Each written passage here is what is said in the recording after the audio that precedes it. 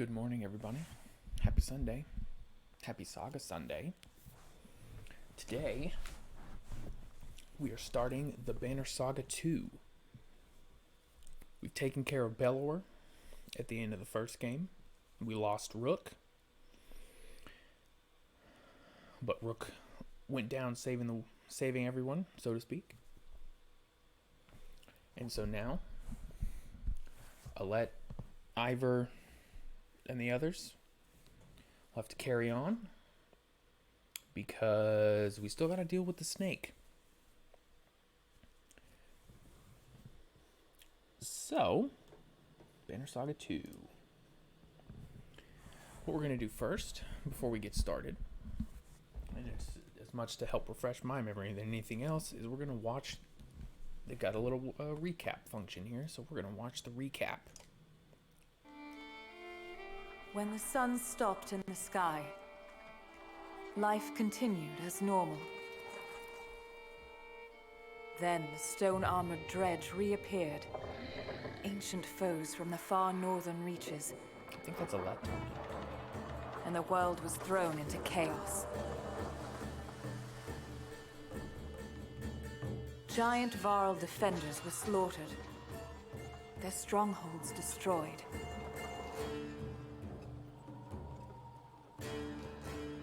Now Hakon is the Varl king and protects who is left of his race.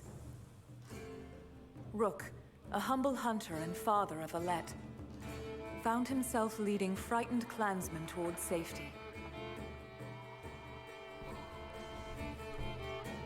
His caravan crossed paths with Juno and Eyvind, two of the mysterious spellweavers known as Menders, who know something about the massive mountain-breaking serpent on the loose.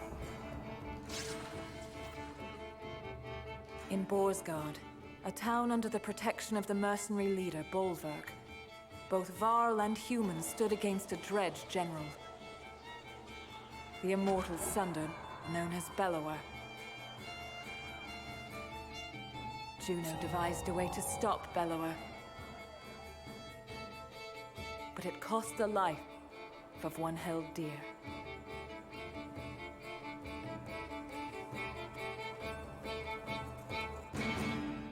The saga continues. Well, there you go. That pretty much covers everything.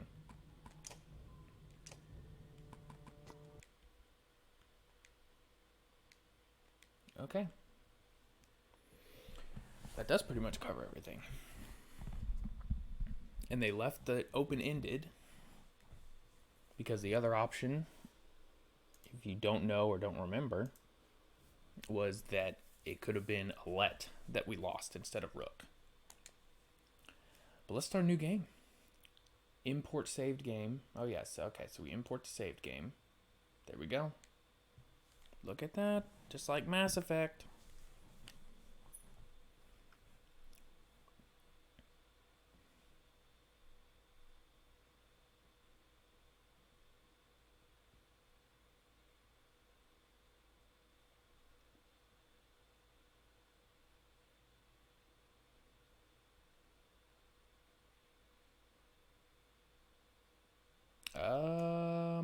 Did I accidentally mute it? I might have accidentally muted it. Great.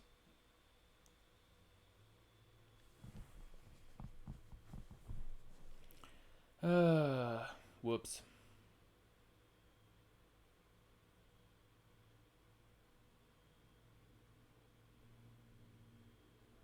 I'll fix that in a second.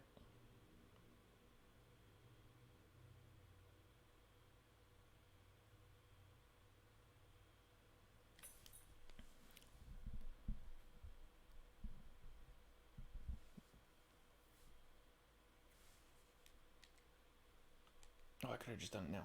Its ships for the safety of Arberrain, Right, the human capital. But the river curses us with a clear view of the Dredge, assaulting another hopeless village.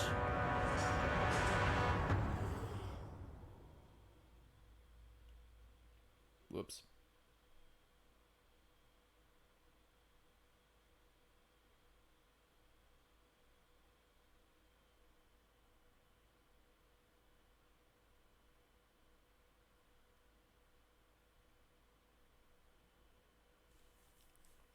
Now, unlike the first Banner Saga, which I had watched Pat and Wooly play on the old Super Best Friends channel, so I kind of knew what was happening. I've got nothing on this one, so we're all going in blind. Okay. I'm assuming tutorial time?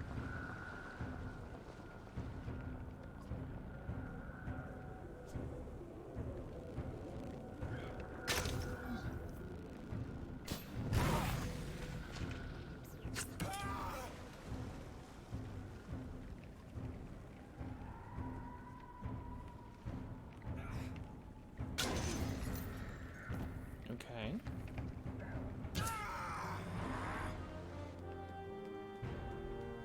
There's our girl.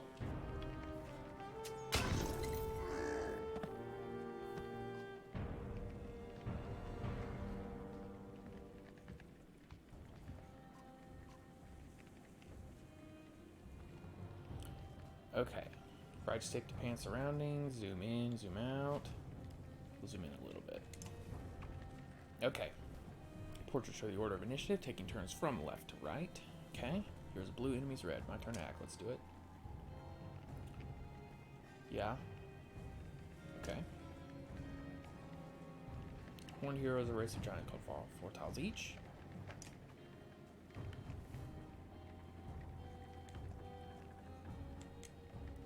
Alright. Attack. Strength to break his armor. Strength counts as both health and damage. Loss of 8 strength means character will now do 8 less damage. Strength falls to 0, character falls.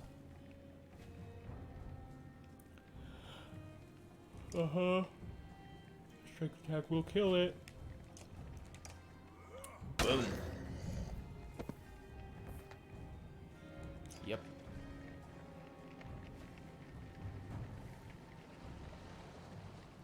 Okay. So they have obstacles now. Interesting.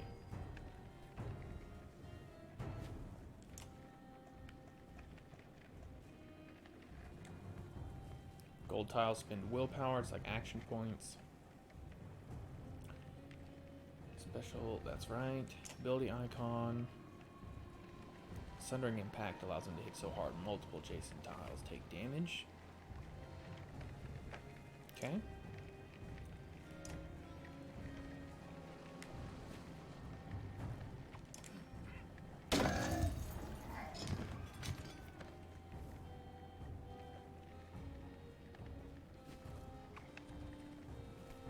Okay, there's your order. So we have this guy.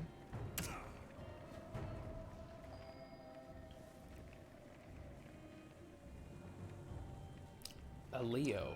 Okay. Alette.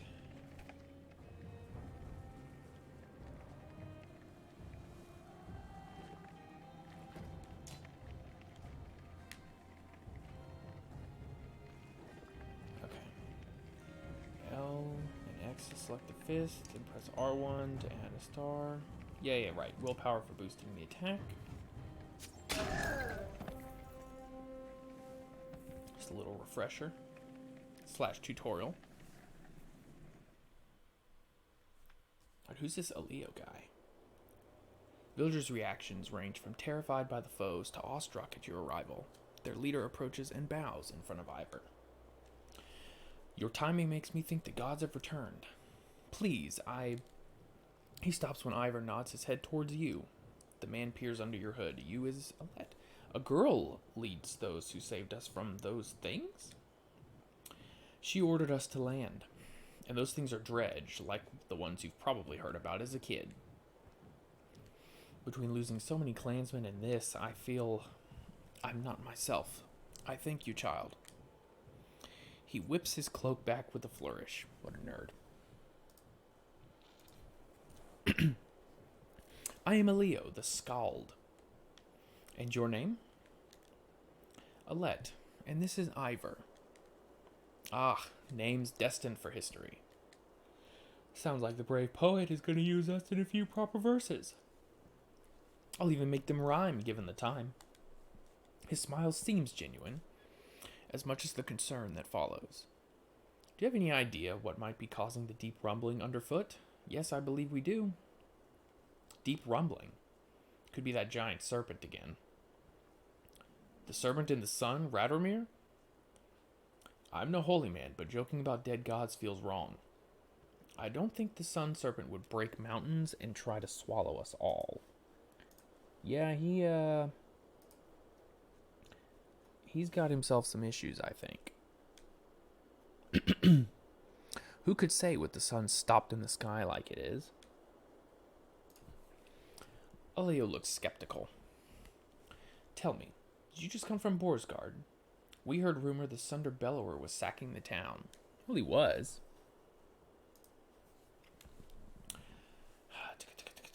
We killed Bellower. Alette pauses and looks to Iver, who confirms your statement with a nod. History indeed.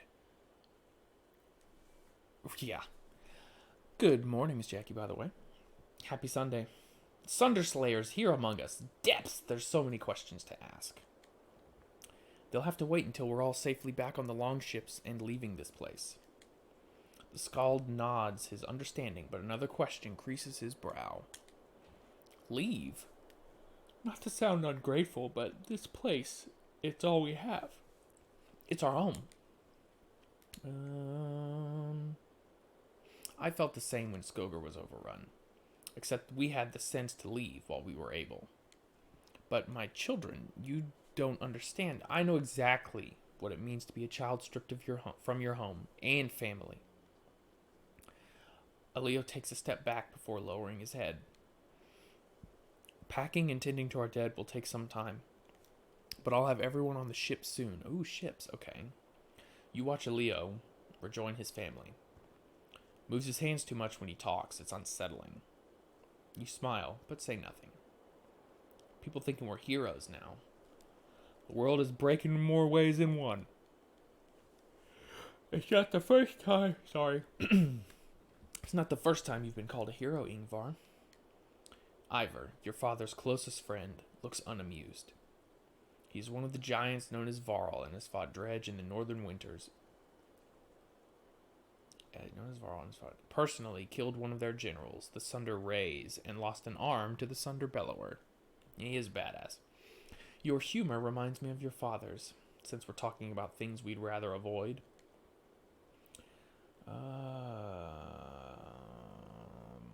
I know he's gone, but I don't know how to let him go. No doubt Oddleaf could help more with that than a fatherless, loveless Varl like me. You look up to see Iver staring off in the distance. That's sad. Rook was the closest thing I had to a friend. I wish I could have done more to protect him. You suddenly hear the centuries of life in Iver's voice and imagine all he has seen. Iver, I'm not sure you do let go. You just keep going. He walks towards the village, leaving you alone with your thoughts.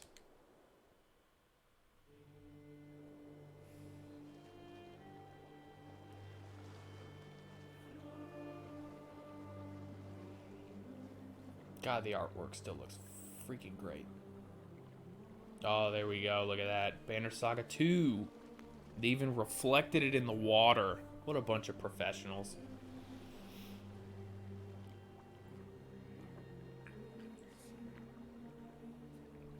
That was a nice touch.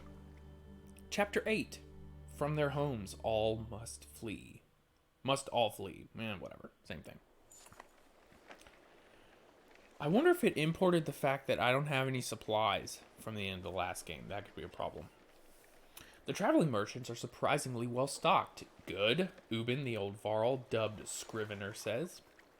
Since Boersgard, our numbers have grown. People have scavenged for food and eaten it too. Regardless, we'll need plenty of supplies considering our destination. Where's our destination? Where can I find the merchants? You can't miss them, he says. A group of tents they call a market. What kind of supplies? Stuff like food and mead for the trip. Mead's important. The merchants have got a few interesting items as well, but folks can't eat those in lean times. You'll have to choose wisely. Even your renown will only stretch so far. Thanks, Ubin. Of course, he says. Oh, almost forgot. There's something ruffling the feathers of the ravens, the mercenaries who followed us from Boersgard. Chat with their leader, Bolverk, but be careful. He's not like other Varl. Alright, so this medallion gives you information about your caravan, right? Including population, supplies, renown, and the number of days that have passed. A banner. This banner indicates you have enough supplies to provision your caravan for 28. Oh, good, they gave me supplies. 20 days of resting or travel. Larger population requires more supplies per day. Yep. You can acquire additional supplies at this market. Select the market and X to see what's available. Okay. Ooh, look at all this. 77693. These are supplies the merchant has available. He's got 50. One renown gets 5. 5. You'll need 8 supplies per day to survive. 15 renown, right?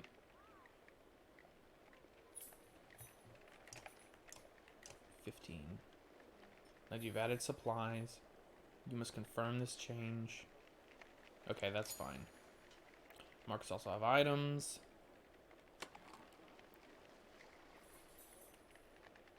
I have 12 renown left.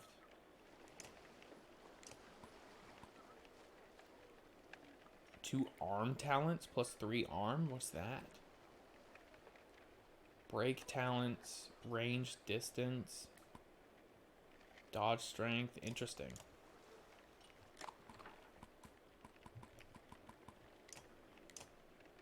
Okay. Let's talk to Oddleaf first. Oddleaf, a friend and mentor, is demonstrating fletching an arrow to a few people as you approach. Give us a moment, will you? The group walks away as Oddleaf stands and wipes loose feathers from her tunic. Those people owe you their lives. Your decision to stop here saved every one of them. Well, our clansmen all agreed. Don't be naive. Saving people is what you do, what your father did. Those under this banner agreed because they follow you. Her tone is forceful, and you almost smile to break the tension. Almost. Alette, they respected Rook, and that respect is passed to you. But give them any reason to doubt you, and it'll vanish. But I don't really know what I'm doing. Neither did your father. Not always, but the caravan saw him as confident and competent. Yeah, but why? How? Be decisive. For now, while you're proving yourself, keep your emotions private. Just my advice. She stares at you for a drawn-out moment before nodding. Her demeanor softens. I wanted to discuss the clansmen. They're good at scavenging for food, and the more we have, the more food they'll find. Training some of them to fight will keep the others safe, but it takes time, and I'm not sure we have much of that to spare. As our leader, you're expected to decide how many fight and how many look for food. Interesting, that's a new mechanic. I'll keep that in mind. Thanks, Odd. You turn to leave, but Oddleaf stops you. She grabs you in a tight hug. Rook had a way of making it easy for all of us to be stronger. Her words seem to be as much for her as they are for you. Okay. So, right now, okay. Poor caravan morale causes a -2 willpower penalty in battle. Maintain sufficient supplies and rest in camp can improve morale. Yes, I understand that. So you know what we're going to do? We're going to rest a couple days. One more. So now we have good morale. And I can't get to the hero's tin yet. I don't want to spend all my... Ooh, excuse me. I don't want to spend all my renown in case I get a chance to look at leveling up heroes or something in case I come in with some experience. Alright, let's go talk to Bolverk. The Varl mercenary leader, Bolverk, and a rather large female fighter are talking to Juno, a member of the Spellweaving Menders Council. Bolverk looks annoyed. Nothing unusual. There's no haggling on this. You already accepted the offer in Boersgard. Get this one to do it. Get me to do what? If Juno is surprised by your presence, it doesn't show enough instinct. Whew. Excuse me again. She continues to stare straight at the Varl. Alette is seeing to the survival of this caravan, something I doubt you care to do. Oh, Folka. Hello, Folka.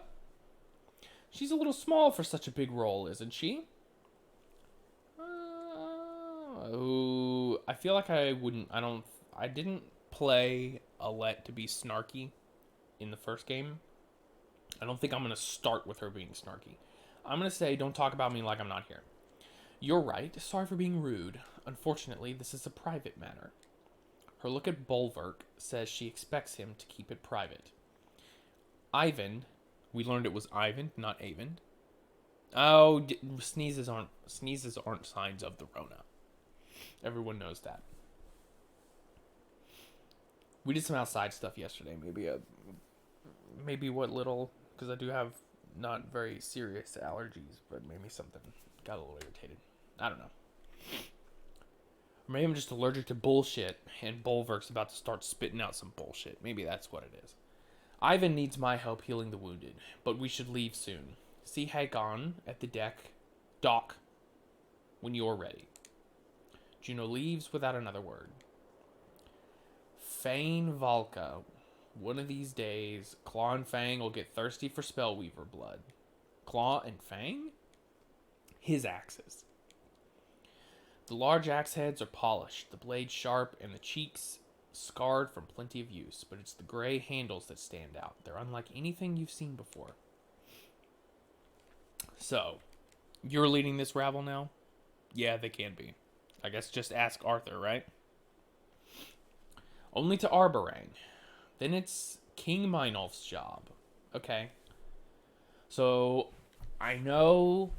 one of the things that I do know about this game is that it ends, like the final location that we're shooting to get to is Arborang.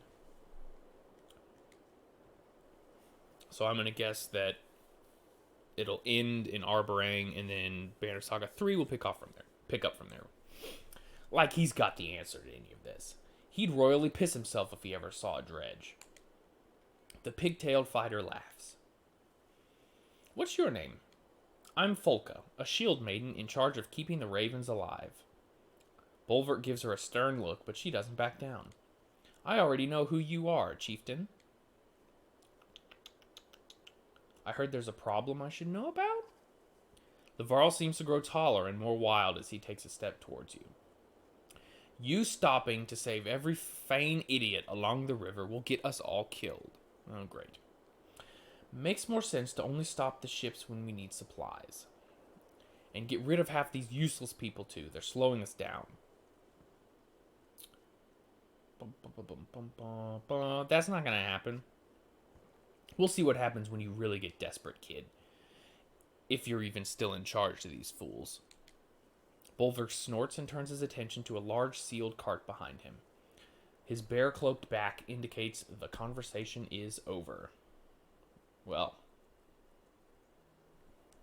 that's serious.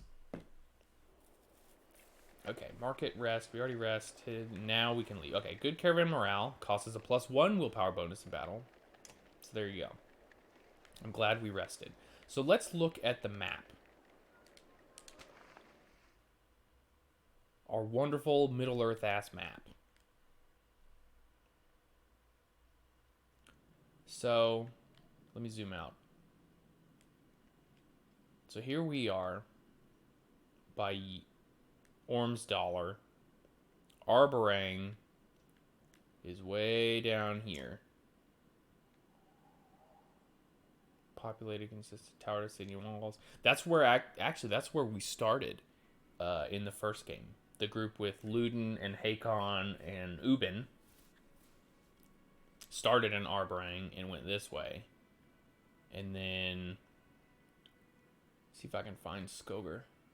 There we go. And then Rook's group started in Skoger and went that way. And then we went down here. And now we're down here. Cool. Swartbog. Interesting. Dalalon. Plains of Slaughter. Maybe at the end of the third Banner Saga game, we'll just take some time and just look at every area on this map. Because this map is way more detailed than it really needs to be. What is that? Constellations? That's really... This is cool. Lots of detail. Okay, let's get out of here. Let's begin our true adventure. The wooden planks of the well-used dock creak as you walk across them. Hakon, a warrior recently acknowledged as king of the Varl, paces on the dock. I'm not sure I was made for this, he says as you approach. Commanding in battle is one thing, but deciding how many chickens we need to bring? I'm just as lost. No, I'm gonna, you know what? You seem to be handling it just fine. I'm not looking for praise, Hakon says. I just want to know what we're expecting when this is all over. There's so few Varl left. How do I keep my people alive? You search for something to say, but he stops you. I'm not looking for an answer from you either. It's something a Varl king should be able to figure out. Let's sail. I'm gonna say I'm almost ready. We'll be waiting, the Varl says, loading a large basket of supplies on the ship. I'm assuming this is going to kick me back, and I could rest more if I wanted to. Okay. I don't want to. Let's leave. Yeah. Okay. After lighting the funeral pyre, the last villagers find seats on your rickety longships built of scrap wood, scavenged in Boersgard. The ravens find space around a large cart on their black-sailed vessel. Oars slowly move all the boats into the river's current. And we're off. There we go. There you go. How about that? We'll get that out of the way. The complaints of a few are growing. What does she really know about getting us to Arborang safely? A smith says. A few others chime in with agreement. Her father was something else, but her? She should be looking for a husband, not telling me what to do. Some laugh, others encourage him. Oddleif looks at the group of men before turning to you. She seems interested in hearing your response. My father was great. I hope to be remembered as fondly. To Rook, someone shouts, and to his blood flowing through Alette. The caravan joins in cheering, drowning out the complaints of the smith and his men. Oddleif gives you a faint smile. See, I can be political. Oh, now we have great morale. Look at that. Aleo looks ill. At least it's not the brackish sea, he whispers to himself as he steps around rowers and baggage to speak with you. Oh. I'm not sure we were all built for aquatic voyages, he says. And I hear Arborang is quite a distance away. My people could use a few hours' rest on solid ground. The hopeful looks from others sway you, and you signal for the ships to make land. Would you mind telling me why the capital is our destination? Aleo asks. I'm going to blame it on Juno. The Valka. Oh, I did. Menders? The Skald's shoulders slump. We were all hoping for something more substantial. He realizes Ivan and Juno can hear him.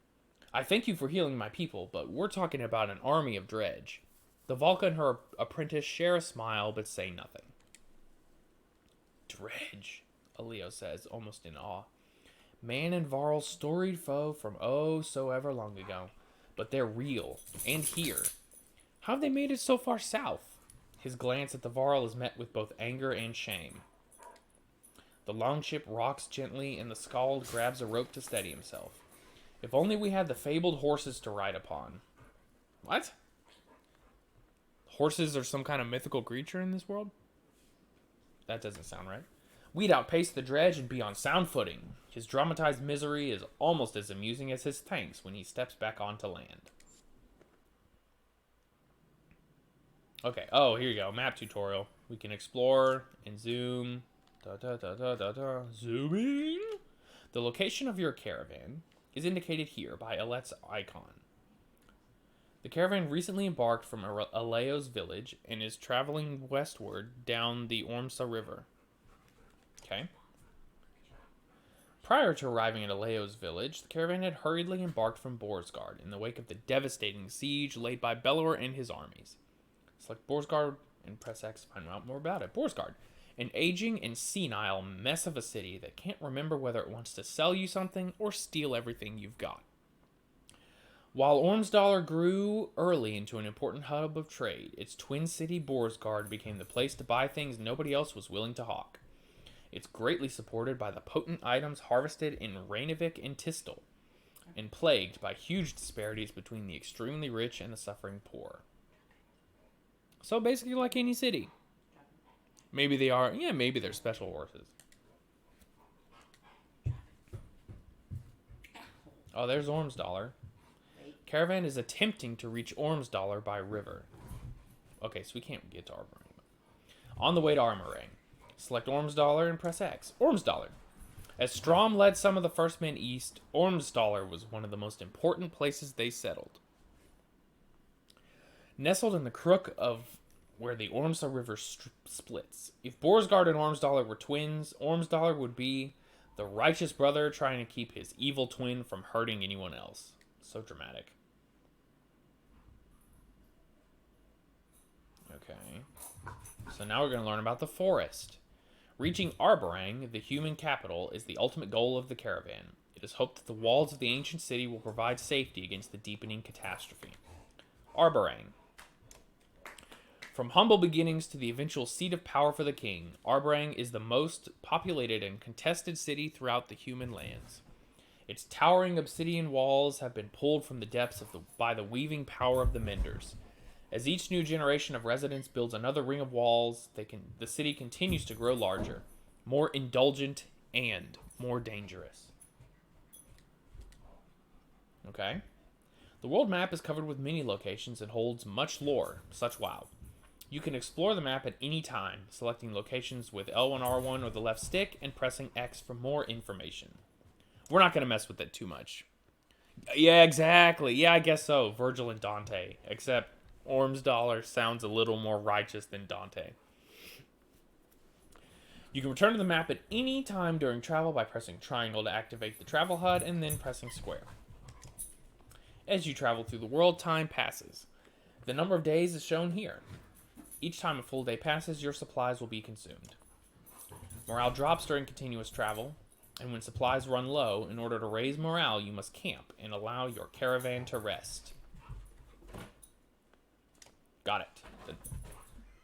The number of days worth of remaining supplies is shown here. If the caravan has insufficient supplies, the people will begin to starve and morale will drop. So that's great. Hopefully we can avoid that this time. In order to maintain morale and heal injuries, you must rest in camp. Furthermore, camping provides you with opportunities to increase your battle prowess and converse with your heroes. Press triangle to activate the travel HUD, and then press X to camp. I am supposed to do that. So, camping tutorial. Hey, Trigvi! When a day passes in camp, your caravan consumes a day's worth of supplies, and morale increases. Select the rest tent to press X now, okay? At any time, you can visit the hero's tent to inspect and promote your heroes. Here we go. That's why I didn't want to spend all my renown. Select the hero's tent and press X. Yeah, well, what do you expect? Yeah. Items. Your items are shown at the bottom of the roster. Press triangle to equip them. Items can only be equipped by characters of equal rank. Promote your units to equip higher rank items. Select an item using triangle and that for more information. Okay, so playful bit of honor. Hilt of honor. Man, that's a lot of people that need upgrades. The hilt of this sword was said to promote comfort in extended battles. +3 to all talents. What's a talent? I don't know what that is. Plus 20% crit chance, but you need level 10. Dunder's hand. According to myth, the god Dunder needed these gloves just to lift his hammer of creation as heavy as it was. +3 strength. Shapersky stone. A green stone. A green stone found mounted on the armor and helms of champions, considered lucky in turning away blades. A Strava's whetstone. Sharpening stone made from silvery ore that will hone a blade beyond its usual limit. +20% crit chance. Oddleaf has that one. Nobody has a Shapersky stone. Iver has the Bjarkin rune for dodge. And I have more. Tistleberry. Ivan has Tistleberry. +2 will for rest. Alette has Alette's bracelet. Plus armor. +1 strength. +1 willpower. Trigvi's necklace. +10 to crit. That's it. Okay, so select a unit. Well, let's look at Alette. The ability Thread the Needle is her active ability, which is the pierce multiple enemies. Punctures their passive ability. Blah, blah, blah. For every 2 points of armor. Oh, that's pretty good. Just remember not to move. Okay. So I need 9 to promote her. Greatest warriors on the battlefield. You need 7. There's Nid. Oh, those are the only 3. What about this guy? What about a Leo? Okay, so he's a rank 3 poet. So what the hell does that mean? As fearless as he is flamboyant, Leo embodies the boldness of the heroes in the sagas he knows by heart. Though a skald by profession, his devotion to protecting his wife and children fuels this poet's sword arm. What is his ability? Tale worth telling. Character exalts his target to feats of strength and heroism. His words buff an ally for 1 round. Oh, nice. Okay, so he's a support character. Adding 1 damage for every 2 strength the enemy is above the target ally. Oh, the boasts have no effect if the buffed ally attacks an enemy of equal or lower strength. So picking the right target is important. That's interesting. Interesting. Okay, passive ability, Scald Song. Character adds +1 willpower to all allies if standing within 1 tile of an ally who delivers a killing blow. Effective use of this will keep your heroes from tiring in combat, so keeping him in the range of other fighters so we can move to them quickly is key. Interesting. Very interesting. Okay, and then we got all these guys down here. Hogan and Mogan. All right, so but I feel like Alette's gonna kind of end up being our workhorse, or one of them, because archers are fucking great. So we're gonna go ahead and promote her. This unit has 2 points available to spend on improving stats and talents. So we're going to upgrade that. And give her an extra point of... Well, what is in here? Okay. To resist 1. Bonus crit chance, huh?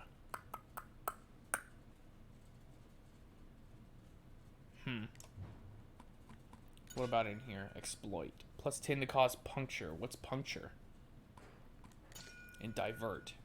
To avoid armor. Okay.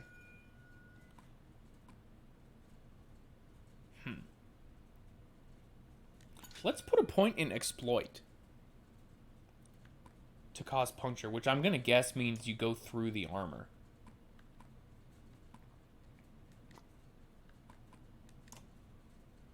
Cool.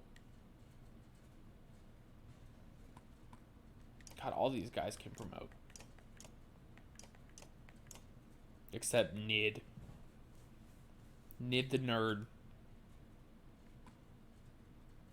Okay. When you're ready to leave camp, yeah, blah, blah. First, let's go talk to our boy Triggs. Tryggvi pulls a leaf out of your hair. Strange and oddly prophetic spearman lived near you in Skogar and has been traveling with you all along.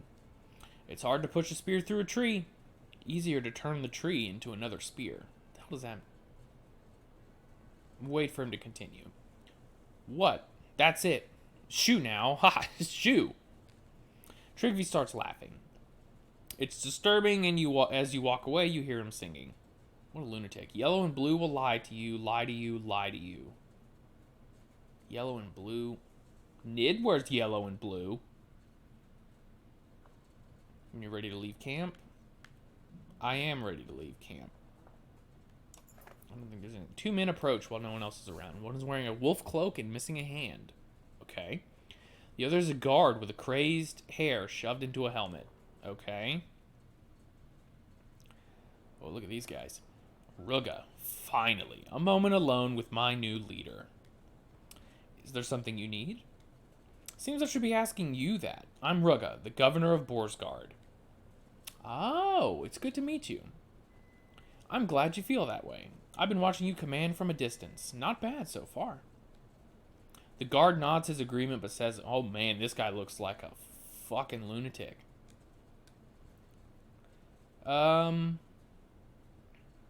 Thank you. You've never been to Arborang before, right? I'd never left Skoger before all of this. A pretty girl rarely needs to leave her village. I'm sure men were already offering to provide for you. But I'm from Arborang. It's different than anything you can imagine. Different how? It's the seat of power. Twice as many people as Boersgard, all clawing to get closer to the king. It's a sight, but it'll probably scare you. I'm gonna say many things have... No, I'm not easily frightened. You gotta project strength. Really?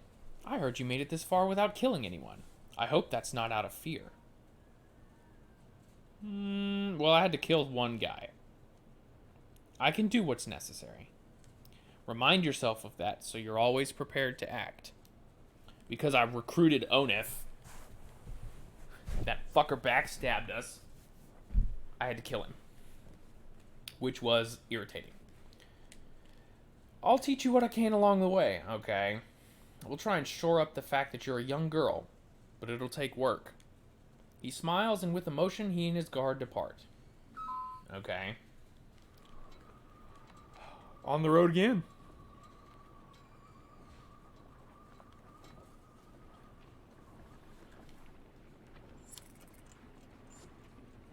Womp womp. I wonder how much morale declines every day. I'd like to see numbers on that. Ahead, driftwood has collected, creating an impressive barrier for the longships. Oh, it's time to get on foot, I guess. Alternatively, going ashore has its own risks from whatever might be lurking in the trees. We are going to bank the ships and set all axemen to chopping. Once on land, Iver, Hakon, and anyone else with an axe start hacking away at the wood blockage. Thudding sounds fill the air. Moments later, Rugga says, "Damn, we've got company." As Dredge approach from the woods, you realize you'll have to hold them off until the axemen are finished. Alright, we're about to enter a battle. Good, let's get in there. If you find the battles too challenging or difficult, or if you find yourself needing a tougher challenge, you can modify the difficulty settings. I didn't even look at that. Hopefully it starts on normal. Don't worry, you can change the difficulty of battles at any time before a battle begins. Oh, see, they're going to do it now. To access the difficulty settings, open the options menu. Press options to at any time. Difficulty. Okay, we're on normal. Perfect. Turn order. Units move in the order you place them, from left to right. This initiative order is very important when setting up strategies. For example, put archers after the melee units so that they can stay safe behind your heavy hitters. Yeah. Okay. So. And also, I feel like I want... Okay, so we have...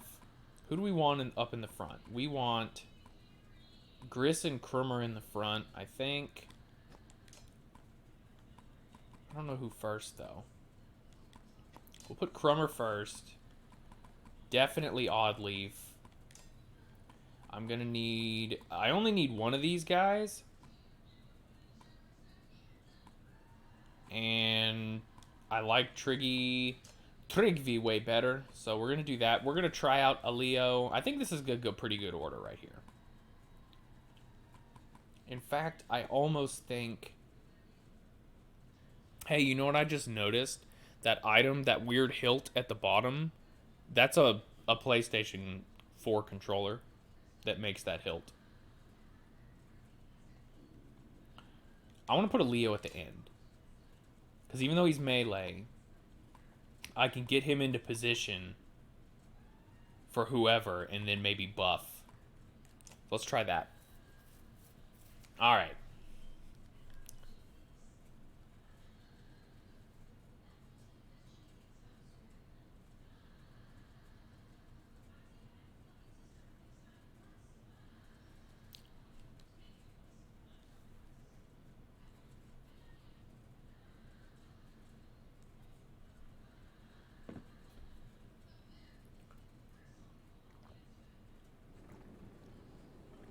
Alright, here we go. Okay, during deployment, you can place your units anywhere within the blue tiles area. You can select the unit with the D-pad, blah, blah, blah. Yeah, I already know about all that. Okay, so we've got I don't know if those guys count. I don't think they do. So it looks like we've got 4. I want to keep the big guys in the middle. I think Oddleaf, I'm going to move kind of back here. Alette, I'm going to move back up here. And I think I'm actually going to put... Hey, whoa, Oddleaf did move. Put it there. I think that's okay, because we're going to kind of send the big boys after the big boys, and then the ranged people, and maybe Trigvi, after the ranged guys, I think. Hey, Chief! Okay. Causes a +1. I guess, I tell you what, though, we'll split him this way. So Chrome's gonna go over here, and he's gonna stop.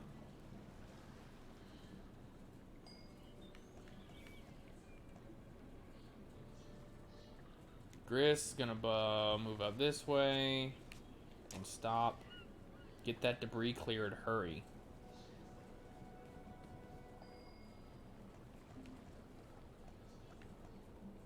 Man, that takes a lot of willpower. Shoot. I should have moved. That also takes a lot of willpower. Alright, well, I guess we'll spend it. Damn. That's a bummer. I'm doing alright, how are you?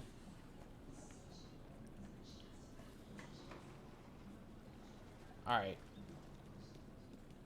So, we're not going to rain of arrows. We're going to attack your armor. And we're going to do big armor break. Okay. Good.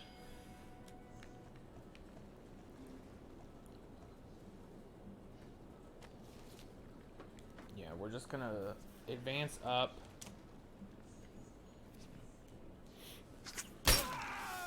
Ow, that was a lot of armor break. We're just going to send him forward. So we have Tale Worth Telling.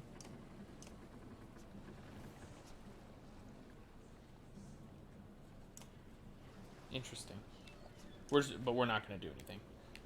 We're going to intern. Ouch. Damn, I should have Tale Worth Telling our boy Trigvi, because that would give him huge bonus damage. Okay.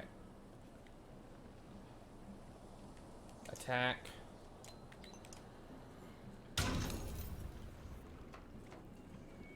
Trigvi's probably dead. Yep. Okay.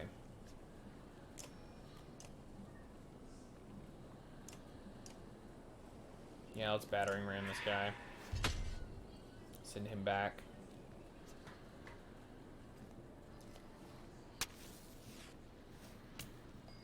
Alright. So. Now we'll take down to 1. So now this guy's pretty much worthless. I guess except for breaking armor. And Alette is going to break his armor. There we go. Okay. This is a hazard. Right. Okay. So I'm going to do a buff. I'm going to do Tale Worth Telling on Alette.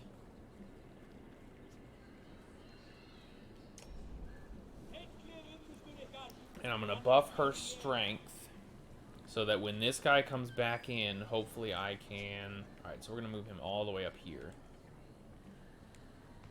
so that he's out of range. We're going to attack this guy. There we go.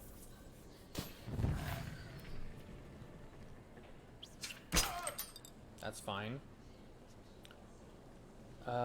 You can do 9 damage to him. Okay. I'll take him out. The big guys we gotta take care of.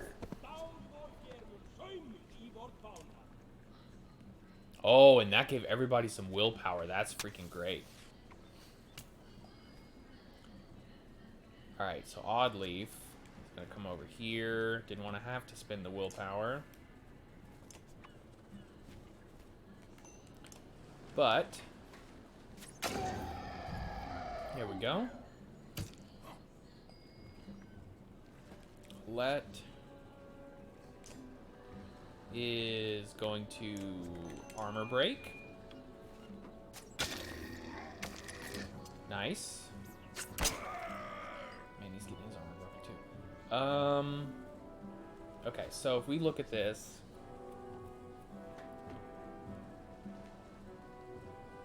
I think we're just gonna move. We're gonna have to move everybody out of the way. Ouch. That happened a lot faster than I had anticipated. 9.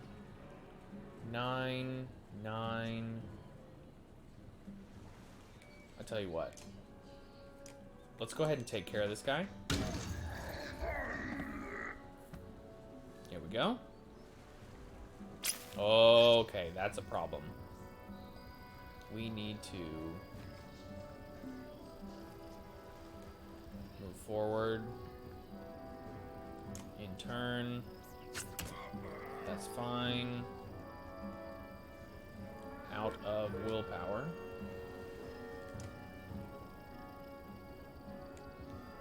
So we're gonna move, we're gonna attack. We're gonna get him down to 1.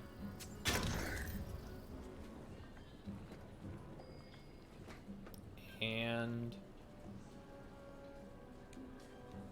we're gonna move our girl Alette in for the kill. We're just gonna set up pillage. Oh man, he called one. He was able to call one. 10, 7. If I come over here and do a tale worth telling to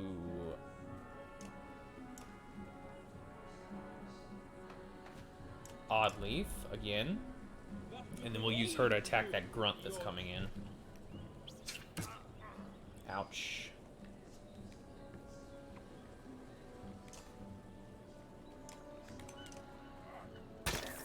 And then we'll send Gris, our other Varl, this guy, this way after this guy.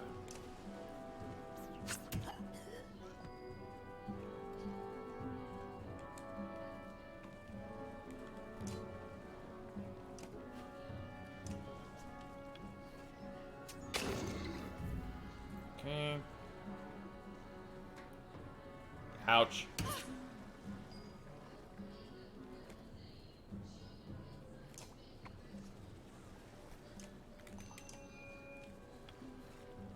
Some big damage.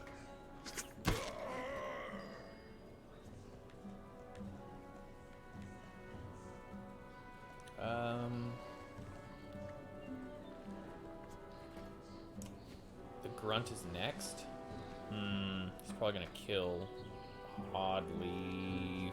Let's get him up in here though, I guess. This game is about a group of travelers who are fleeing from these gray stone monsters here called Dredge. The world is kind of Viking inspired, it's Norse inspired. And it's just kind of it's an RPG. So you've got your party of all your heroes or whatever, and then why are you coming over here? And you just are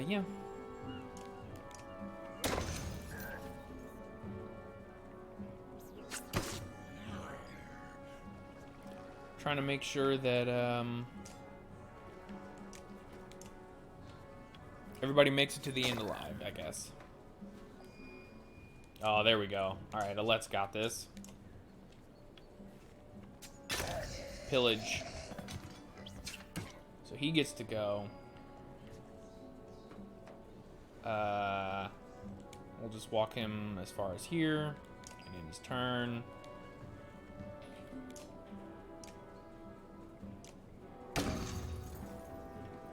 Stop running away, man.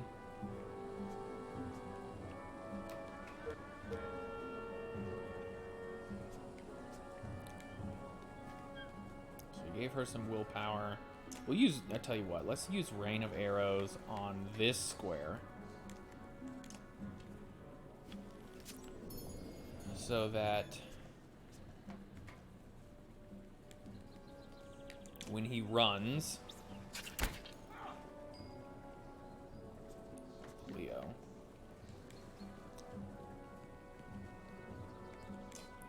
There we go. And we get a kill for this guy. You hear the axemen cheer as the blockage of wood breaks up and disappears down the river. But the Dredge have regrouped. One of them looks especially menacing. The fighters around you are tired, but could buy everyone else enough time to safely board the ships. Nah, get to the ships.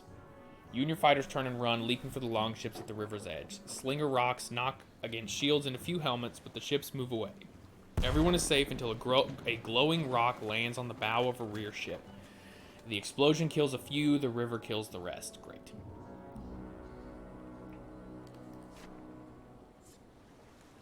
Yeah, so it's like you are in charge of your caravan. Yeah, Trigvy's injured. You're in charge of your caravan. We're traveling. We got fights. We have stuff to do. But then you also, But then you also will have to make decisions that can impact how the rest of your journey goes. Kind of like the Telltale games. We might make it down this river to the capital without any more trouble. You look at Iver, surprised by his optimism. And I might sprout wings and start flying. Oh, there we go. Would that make up for your missing arm? Hey, I get to make jokes about losing my arm, not you. I suppose that's fair. So what are you worried about now? I think you could make use of this trainer and his tent that we haul around everywhere.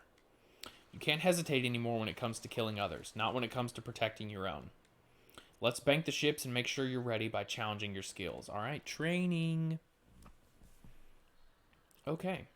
This is the training tent, where you can hone your skills by completing challenges and through freeform... Oh, the challenge part is different. Select the training tent to begin your first challenge. Do I have to? Can't I talk to Ivan first? Let's talk to Ivan first.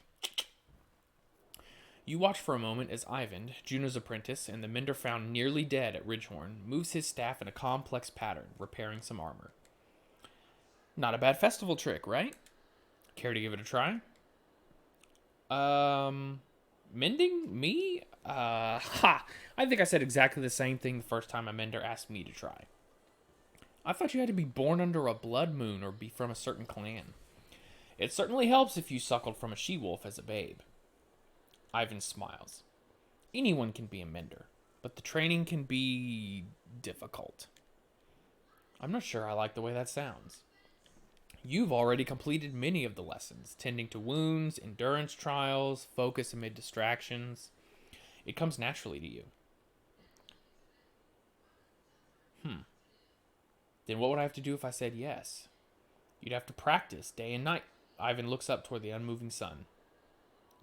You'd have to practice quite a bit. It wouldn't be easy. It might not even be popular with the clansmen. They're a little skittish around Juno and me. You're not making it sound that great.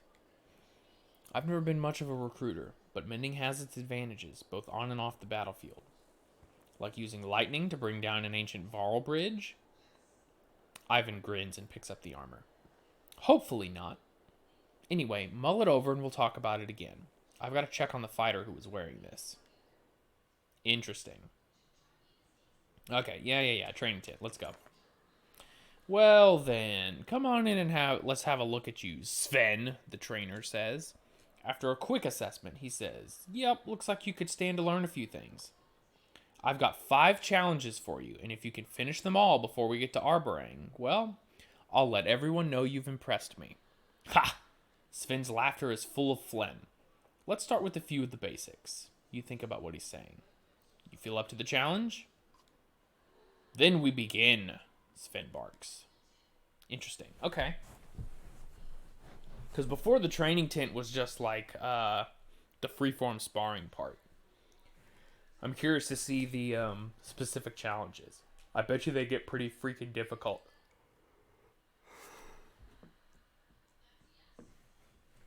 Alright. Ooh, spearman. Form a shield wall. Kill an enemy using puncture. Use heavy impact to damage 3 enemies at once. Okay. Okay. Battle objectives. Position your raider adjacent to an ally. If your archer is stationary and the enemy's armor is damaged, kill him. When Hakon or any Varl warrior attacks a target, all enemies adjacent to the target also take damage. Okay. Interesting. Alright, we're ready, I guess.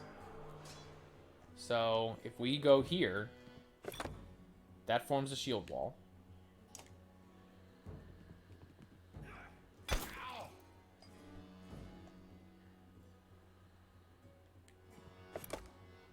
Another shield wall.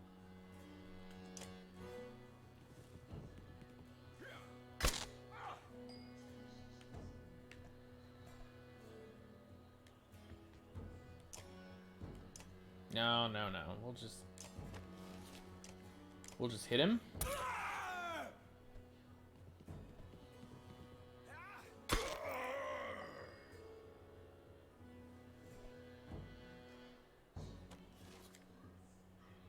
Bird of prey? What does that do? Eh.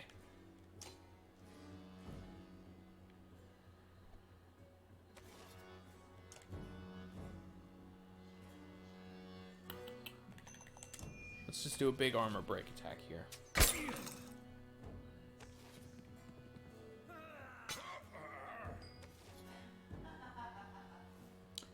Okay, so his thing...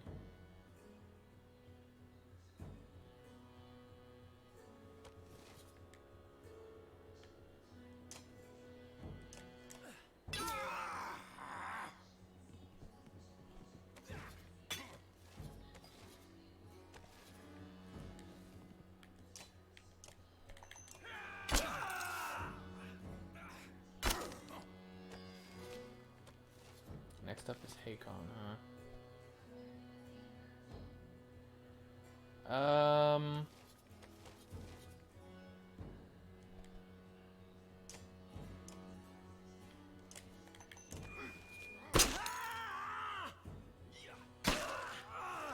Alright, so now it's her turn.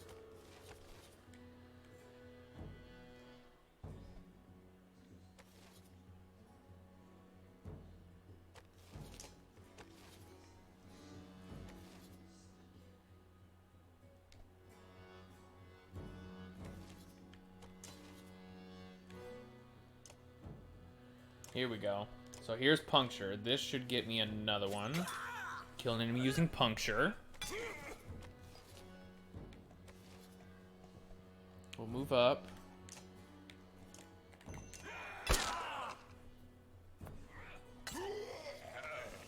Oh, man. Well, we can't do heavy impact. Because now he's dead.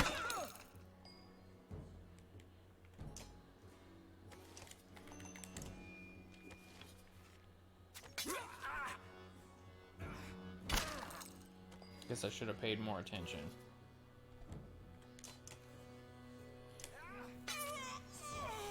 I'll be honest, we're probably not going to be using the training tent that much.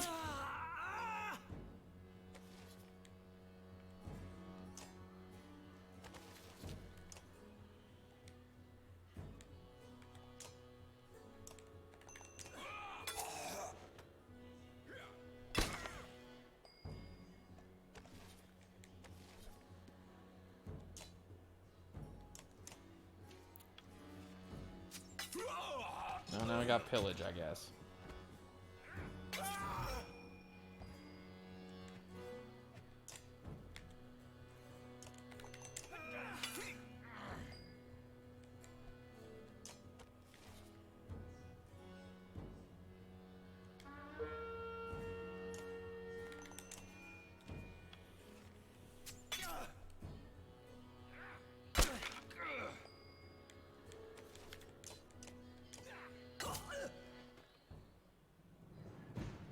I got 2 out of 3. I guess that's okay.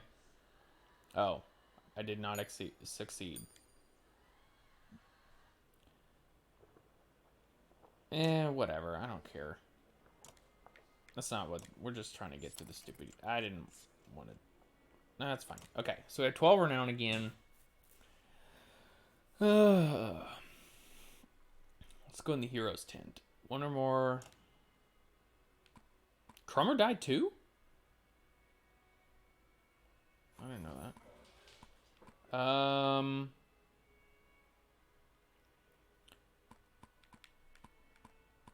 Yeah, why couldn't I use Iver in the last battle? That's weird. Swap him. Remove. I should have just swapped out Ludin. Stick him there. Iver. We'll promote Iver. We'll give him... We'll go make him 14-14. Give more armor. That's pretty good. I could promote him again.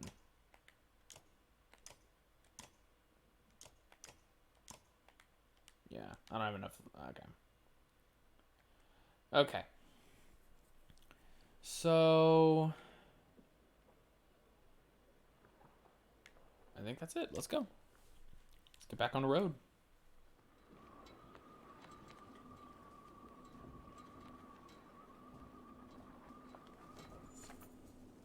Clansman Forge plus 16. You look at all the food freshly placed in the supply carts.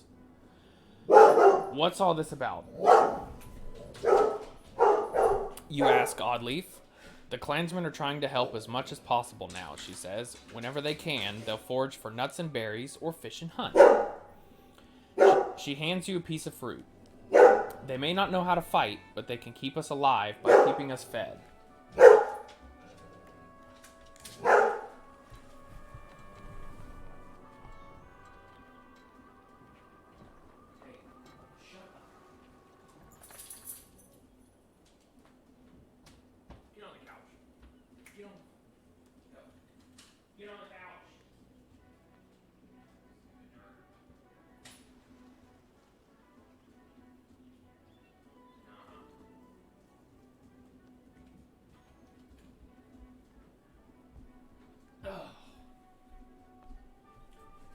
Time on the cramped longships is proving too much for the children.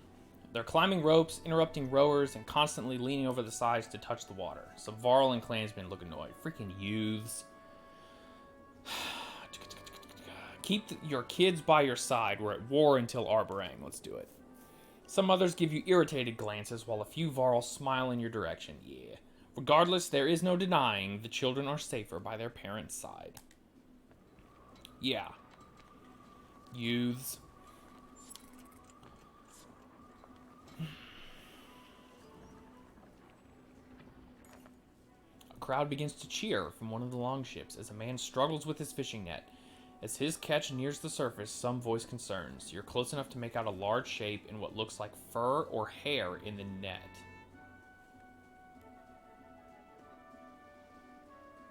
What?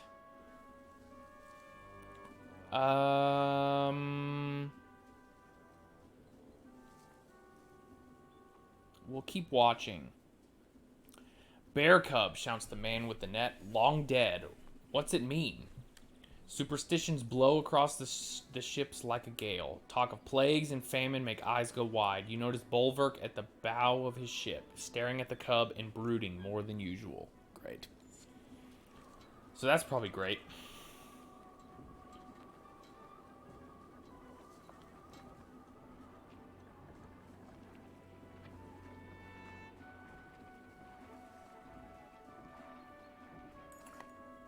The river suddenly gets rough, and the water is moving much faster.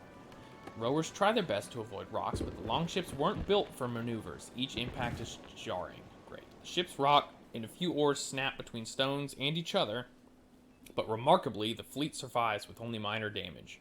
As the river calms, several parents thank you for reminding them to keep their children close. See? That's why I'm in charge.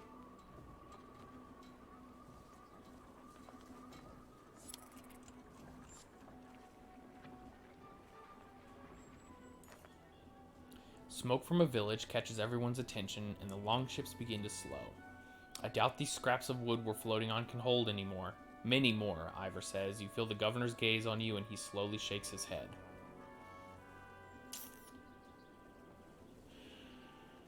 They might resupply us for our trouble. Iver cocks an eyebrow, and who will resupply them when they realize the trade routes are blocked by Dredge? You give him a look and wave the ships to shore. When the ships land, you and a few others rush toward the smoke, but the closer you get, the stranger the situation. There's no sounds of battle or people panicking to put out fires. Keep going, Bolver growls. We'll see what the dead are carrying. The Varl's comment defies tradition, but so do many things about him.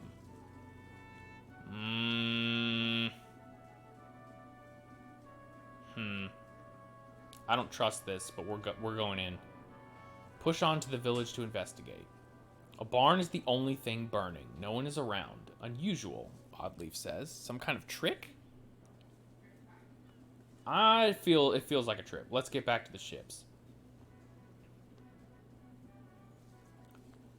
You arrive in time to see a group of armed strangers throwing your people from a ship full of supplies and pushing away from the bank. From behind an arrow-riddled shield, their leader nods to you. Son of a bitch. You help pull people from the water and find them places on the remaining crowded ships. Governor Rugga silently stares at you. Great. We're off to a rollicking good start. Good decisions all around.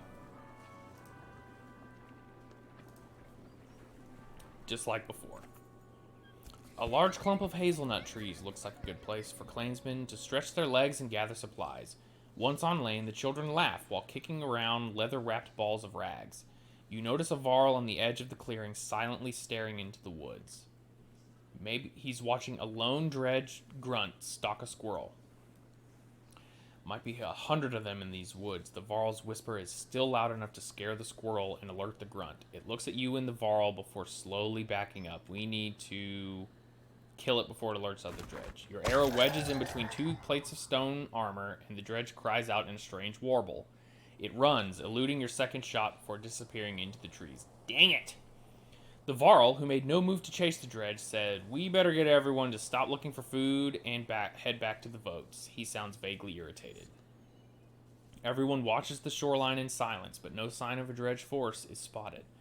Some complain about running from a single Dredge, but most just stay quiet and vigilant.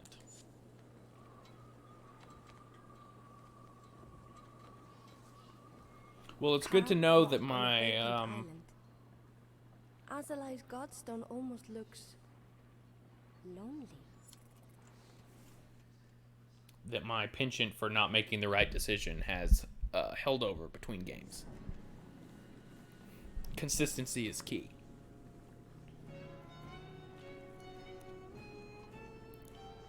She's even more beautiful than the songs say. Our first Godstone of the game. Yay!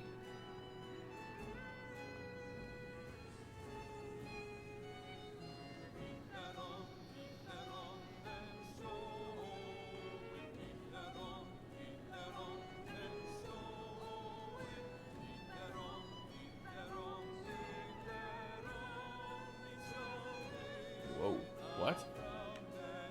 Oh, nice. So now I have control. That's cool. The clansmen and Varl are admiring the Godstone when you notice some are missing. It's Bolverk and his ravens, Aleo says. They looked rather upset by my music and all the singing, he shrugs.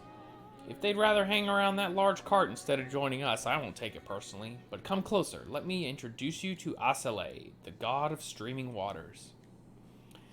She is the curves of every river, a guide for those of us traveling unfamiliar lands. The Skald runs a finger over small etchings in the stone. Inscriptions from all those who were lost but found a way back home with her help. Let's listen to more. Some say her stone shows the struggle of leaving the familiar to see what's over the next hill. Alette looks at ropes tied around parts of her and smiles. Before the gods died, her stone supposedly stood tall and moved a few steps each year, so people are always trying to make sure she stays put. Alette looks at you, grinning. Have you the strength to hold her, or a gift with which to entice her? I've no interest in dealing with dead gods. Skald looks disappointed as you walk away. Who can say what is dead? Being certain about things with the gods is dangerous, you know. He calls after you. Hey, plus Oscillate. Trophy. Yay. Okay, the number of clansmen fighters shown here. If your caravan is assaulted en masse. Hold on, where's Oscillate? If your caravan is assaulted en masse, in a war situation, it is the fighters that protect the clansmen while your heroes fight in a tactical battle. It is important to keep enough trained fighters available, but keep in mind that fighters consume more supplies than clansmen and are less effective at foraging. Interesting, so I can actually manipulate the makeup of my caravan. Speak to Sven in the training tent to start training some of your clansmen into battle-ready fighters. Nice. Wrinkles.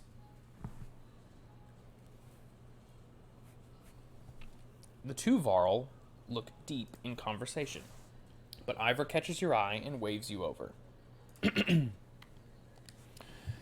So, they've all armed themselves and are running from something, but what?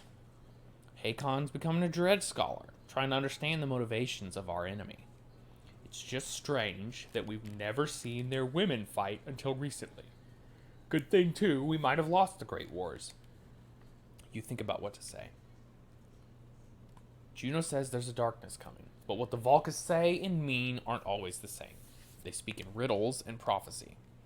Still, it might explain why the Dredge are everywhere, like someone kicked an anthill. Maybe whatever's coming hit them first. Or maybe it's just a new tactic for a new war. If they've learned to crack the ground and call a giant serpent, then we're all dead and we just don't know it yet. What happened back then? A great deal of killing on both sides. What's up? Yes. Good morning, Brian. How's it going, man? Yes, so, okay.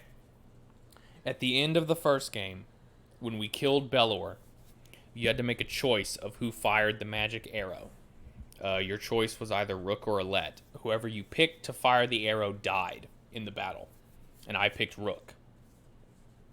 So now Alette's in charge. Imagine waking up to Dredge attacks every night. Back then, the sun actually set. You'd wake up to a sound and see nothing but glowing eyes around you. Ingvar probably told you we never got close to pushing them back to the depths they call home. Actually, Iver's never said much about the past. Oh? Iver says nothing, just holds Hakon's stare. Well, he's probably got more stories than you could hear in your short lifetime. Has anyone ever talked to Dredge? Both Vara look at each other. There are rumors that some have tried and been killed in the process. A lot of nonsense. Scald tales about the sound of a Dredge's voice making your skin fall off. So there's been no communication with the enemy. Is that normal? We were too busy killing to worry about a fireside chat. Besides, they only ever make warbling sounds. I'd guess if anyone has talked to them, it'd be the Valka, but good luck getting them to give you a straight answer. I'll leave you two figuring out the big issues. You should know the clansmen have been talking about us killing women and children, Dredge or not. It's not sitting well with everyone, which is probably the way it should be. I say, if it's us or them, we make sure we're still standing. I'm more bothered by your decision to destroy Einertoft's bridge. Let it go, Hakon. It was the best decision at the time. To collapse a bridge that cost thousands of Varl lives to build? If it weren't for your damn horns, Ingvar, I'd swear you were an overgrown human. The two giants begin trading insults, and you step away, letting them vent. Good times. Yeah, I know all about that. It's important to train enough fighters To keep enough trained fighters available, keep in mind the fighters can... Yeah, I already saw that. Speak to Sven. Yeah. Okay, now we'll go to Sven. Come on in, let's have a look at you. Sven, the trainer, says. The trainer looks past you. Some boys and girls eager to learn, teaching fighting to the young. Sven, they won't go back to hunting and foraging for food, you know. Yes, we need the protection. Sven blows out all his air through flapping lips. Then let's get it done. How many do you want fighting for you?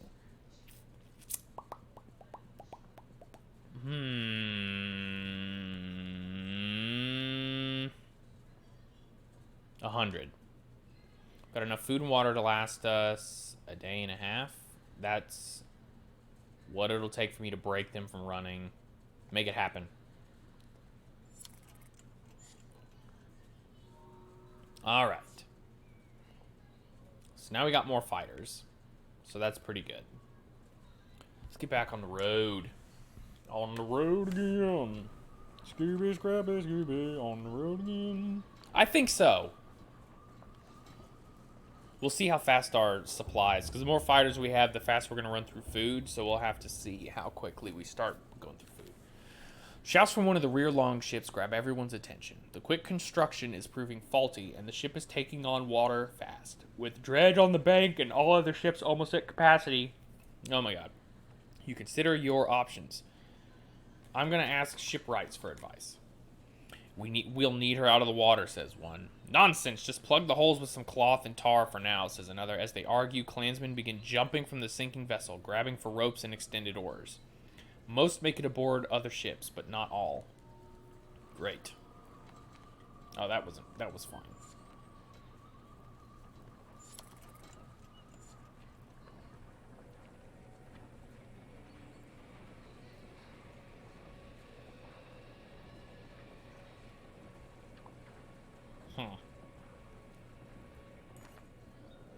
The sheer cliffs and boulder-strewn waters of the southern bank dictate the longship's course.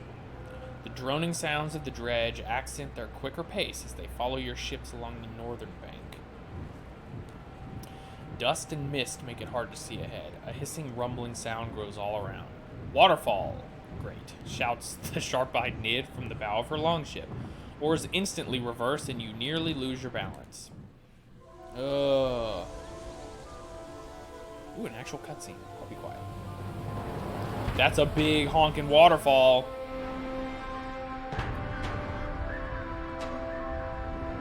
I'm with you there, B.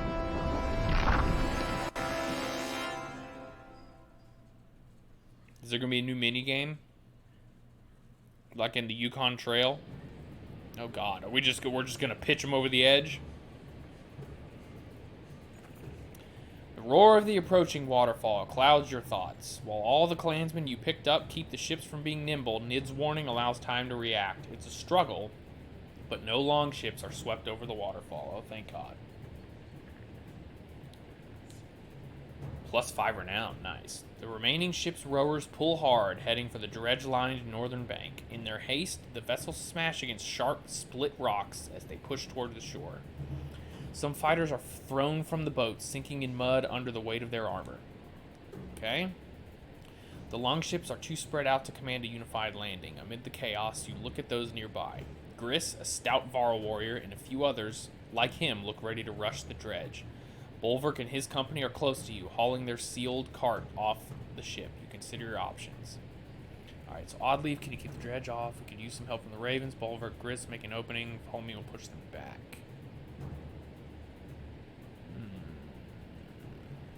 Gris, make an opening. Without questioning your authority, the stout Varl grunts in agreement. 5 other Varl join him and push forward into a dredge onslaught while you ready your attack.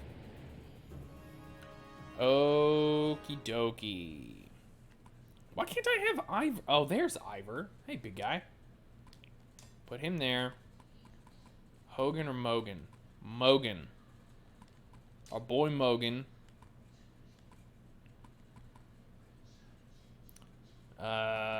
Oddleaf. Obs.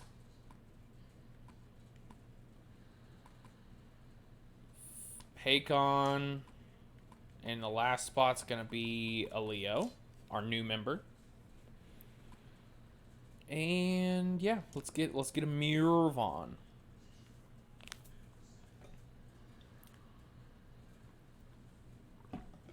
Battle time.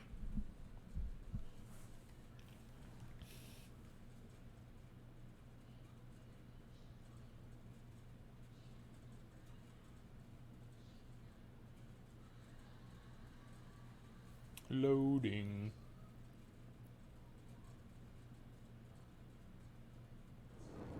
Okay.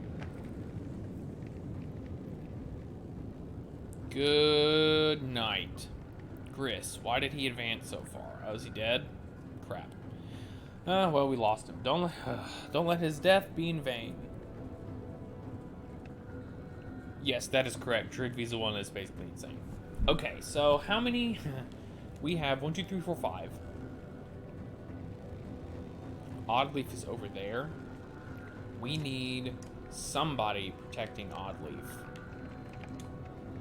Hakon. There's 3 over here. Nah, Mogan's alright where he's at. I'm gonna move Alette kind of back over here. Oddleaf, I'll move up some to there. And then this guy, our boy, I think I'm gonna stick him here so that I've kind of got options of where I can move him. Okay, let's go.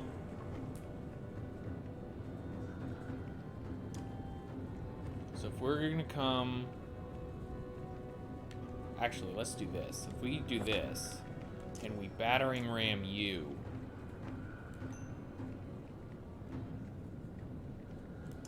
see if we can knock him into the other guy. There we go. That was good.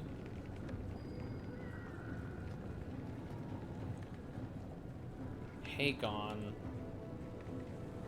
is going to move here. And dang, 19? Something skulks from the shadow. What is... Oh, what the hell are these?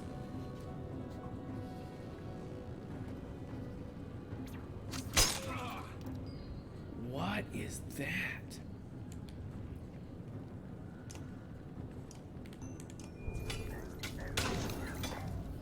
Bloody flail, baby. New guy is... No, he's Bard.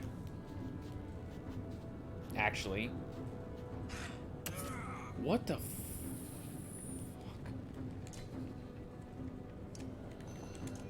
I feel like I need to kill that.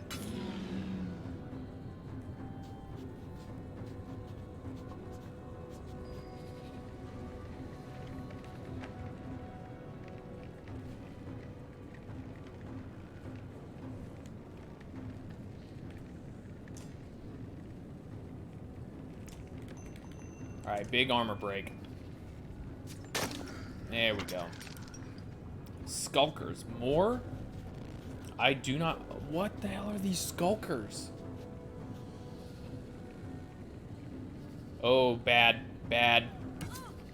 Son of a bitch.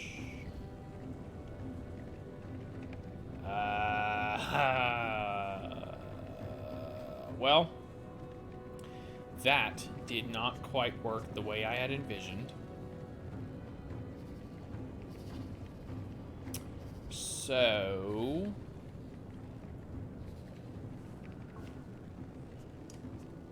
What is this?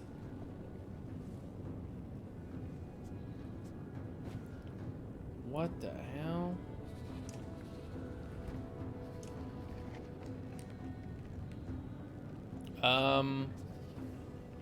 Well, shoot. I guess we'll do armor break damage. What the? The big one's their leader. Okay. All right, new plan. Get the big guy. Don't you touch.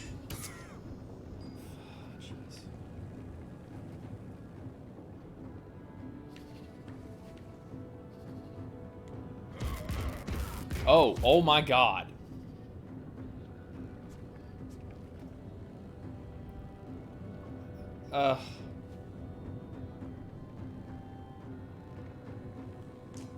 Well.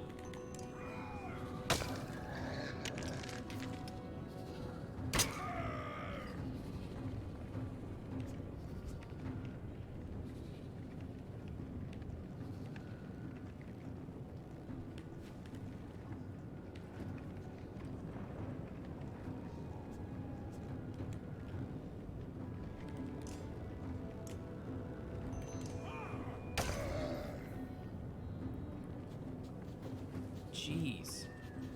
Can you see? They can just move all the way over there?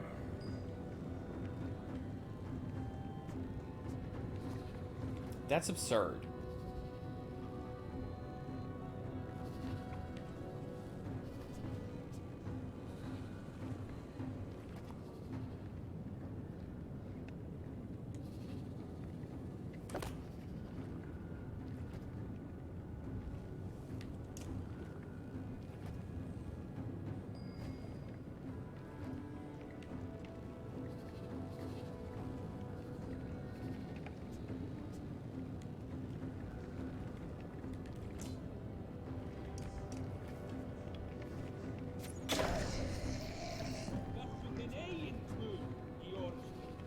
There we go.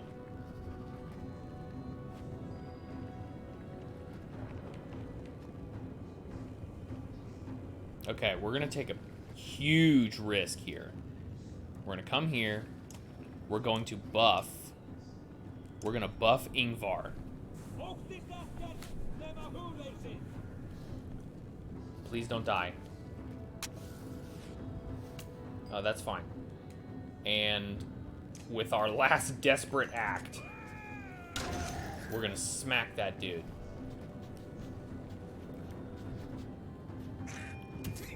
What the hell?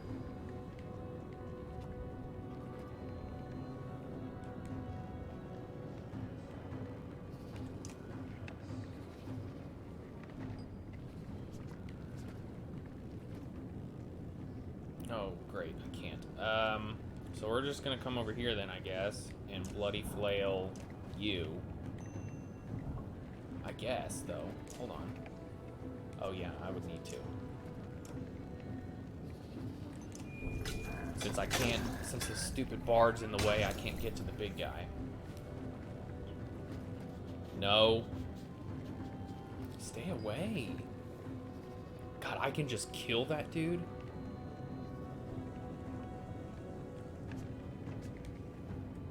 We're just gonna kill it.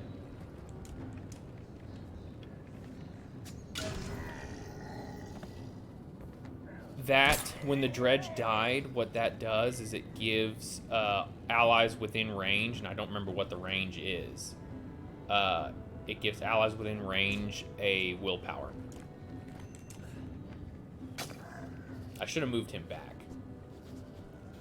What are these skulkers doing?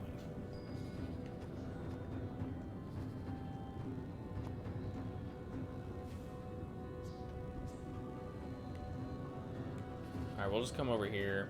Iver's not in great shape anyways. But we'll just back them up because that thing's about to explode. Fair enough.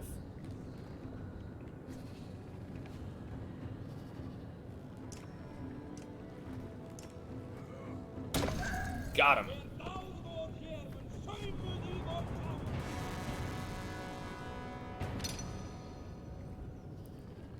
Oh yeah, I forgot Oddleaf died. That sucks.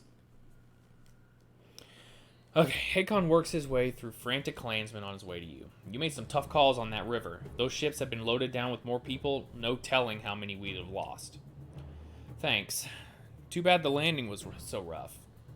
Hakon squints into the distance. Their next attack is coming, and this time they'll come in force. What do they want? They seemed keen on our supplies, but that can't be it, can it? I don't know. Maybe. The first time I saw a dredge, it wanted a deer I shot. Juno and Ivan approach. There may be a way out of this situation. A gamble, to be sure. But we believe it's our only chance. Yes, no, that's probably what it was, Brian. I think you're right. They were going to try and set up that swarm attack. Gods, it's bad when a Valka option is the only option. Worse than that. I can't promise that everyone will make it. Juno gives Ivan to look. So, what's your idea? Ivan sighs. With Juno's help, I think I can get us across the chasm, but it won't be easy for me or the caravan. I need to help Ivan and calm these people so they are ready to march when he is ready. You need to keep this area clear of Dredge at all costs. If the sound of a war horn cuts her off and everyone turns to look, the Dredge assault begins. Alette, Hakon, you know what to do. Alright, so is this war? Okay, it looks like the force you trained is roughly the size of the enemies. This could go either way, but a victory here will protect most of your clansmen. Juno and Ivan move to the cliff's edge. Hakon, surveying the battlefield, says some supply barrels could make a few barricades for defense. Otherwise, it'll be a straightforward assault. So they added in, one of the things they added in with the Banner Saga 2 so far is the ability to put barricades and obstacles on the battlefield that will make you have to either destroy them or move around them. So that's what they're talking about here. And I think I'm going to do it. Men and Varl begin moving barrels full of food and gear ahead of the fighters, but they look your way for confirmation. You realize these supplies will be ruined in the fight.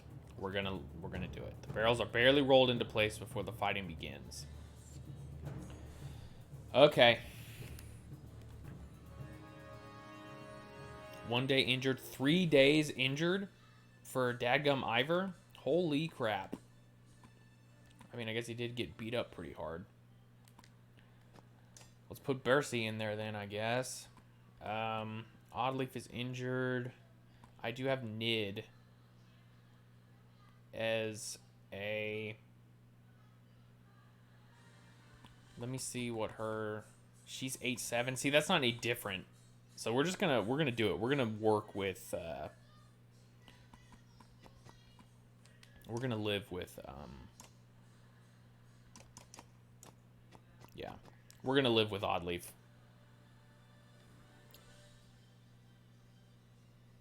Exactly. That's what I'm thinking.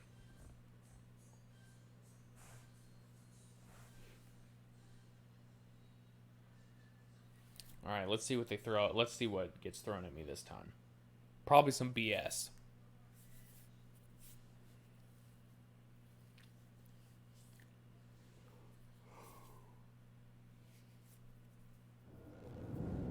Okay. Hold them off. This will take time. Okay.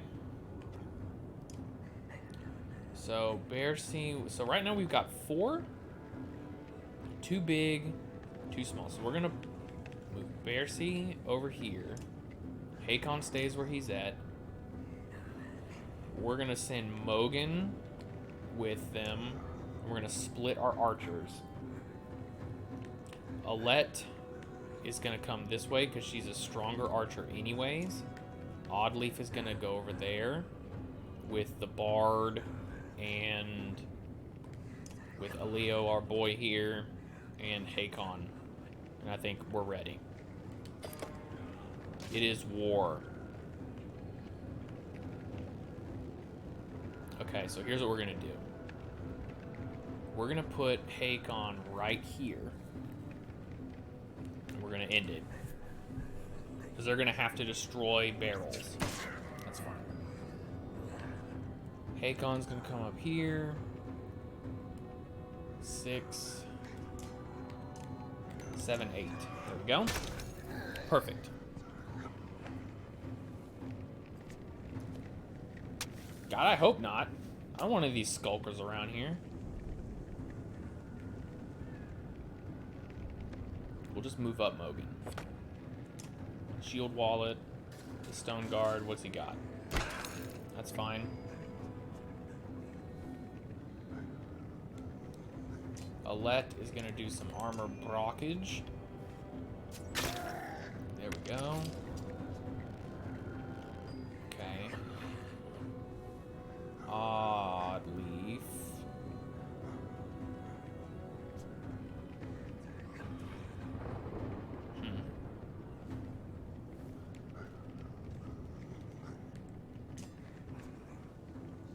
A 90% chance. Let's go for it. Okay, perfect.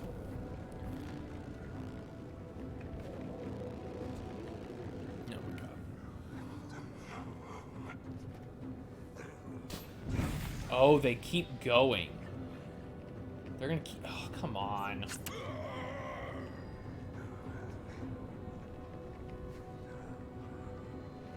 I don't like that.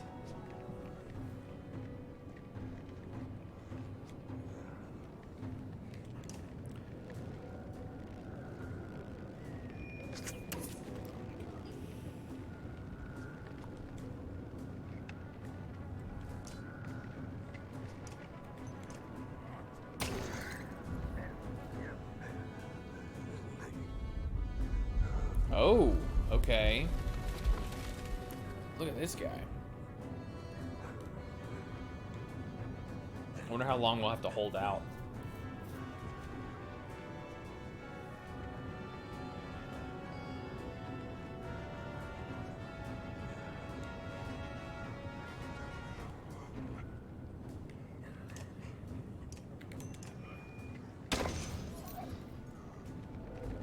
Oh, good God, they keep coming. Yeah. Okay, well, we're just gonna have to last. He's a freaking wizard, man. All right. Mogan, my boy. Time to go. That was pretty good. In fact, enough to get the kill for Miss Alette. Alright, Oddleaf is next. Shit, is Hakon dead? That sucks.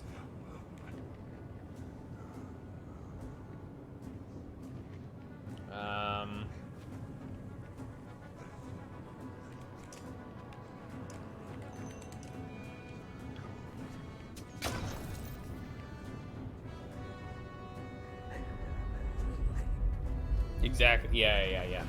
Will she be? I mean, yeah, pretty much. Almost there, but we still need time.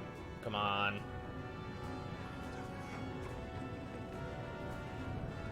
Oh. Mogan out? Mogan is not out.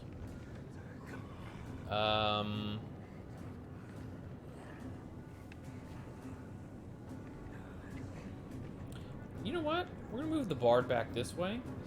We're going to Tailworth telling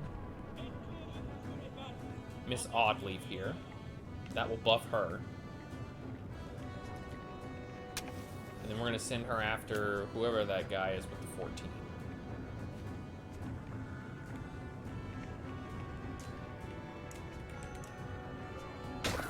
This guy, yeah. Break the armor. Oh, we lost Mogan. And I can do 5, or I can break even more armor.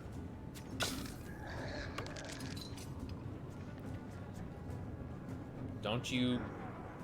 Actually, that's perfect. So now we move her over here, and we attack you for 8. Big damage.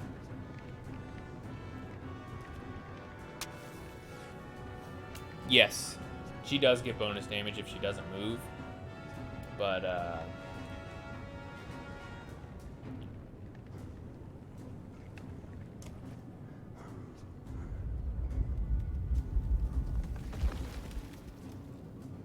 oh, look at that. I think we did it. Oh, great. Now we have to kill all the dredge. Son of a butt. All right, well.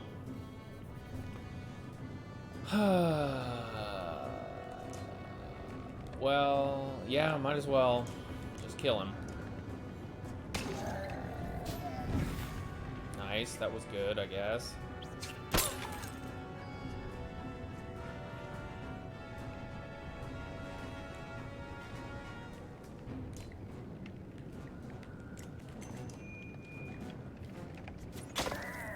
Okay. Ouch. Only one? Son of a...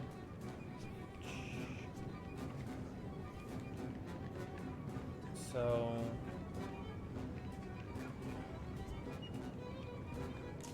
Well, I guess we're just gonna be... I don't think on you, though. Who's... Oh, he's next. Yep.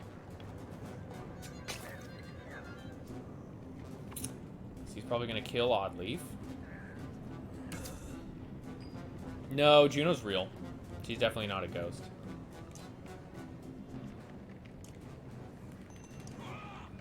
There we go.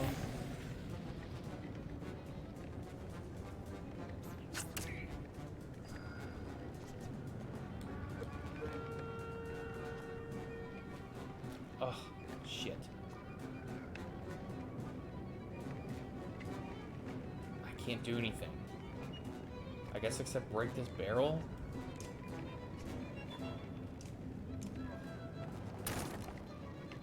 So that I can move. Okay, so we need... Not you, though.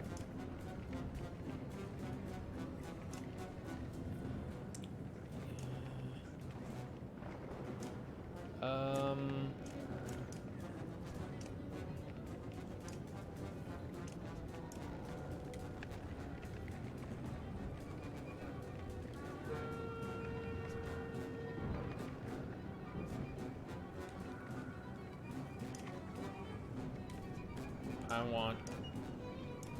Oh, I can kill you, though. Let's go ahead and kill this guy. We gotta take our hits where we can get them. That's fine.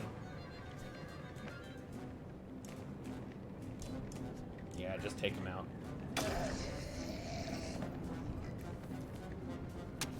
Poet, that's nice. We gotta get Bearsy back over here. Alright.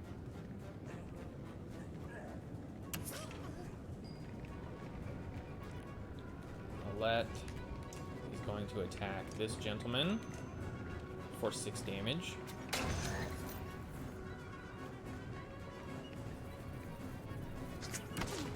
Alright. What are we looking at here? We're going to come over here.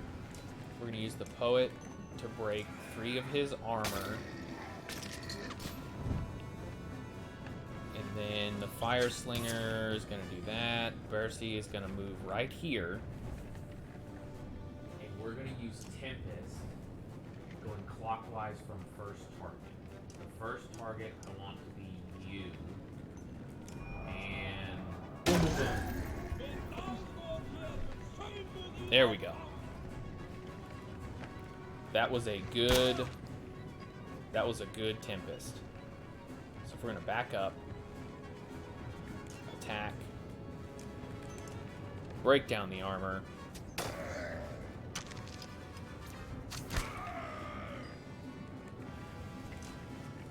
get another kill with the Poet, our Bard,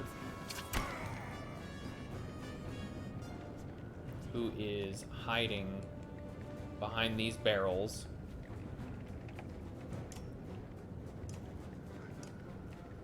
So we're just gonna do that.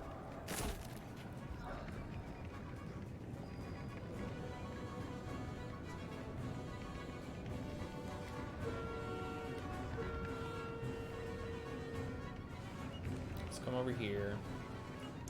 We can attack. Oh, he's only got 1. Done. Got him. That turned out pretty good. Oh, look at all them kills.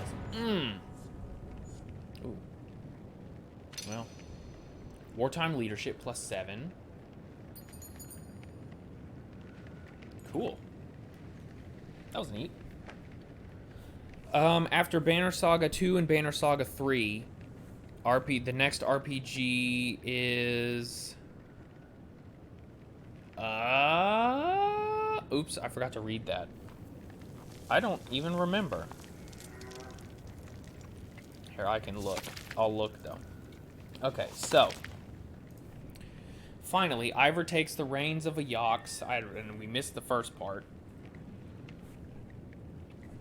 So. After the Banner Saga 3, which is after the Banner Saga 2, the next RPG for Sundays is Final Fantasy 13-2. Finally, Iver takes the reins of a Yox loaded with a supply cart and walks out onto the first floating stone. It supports the load without issue. We go this way or the dredge kill us all. His words are punctuated by slinger stones thudding into the ground only a few feet away. They've changed things a little bit. I think it's smaller things, but there have been some things that are different. They added in obstacles. They kind of, I know they're going to add in different unit types later, so we'll see. Men pick up their children and start running.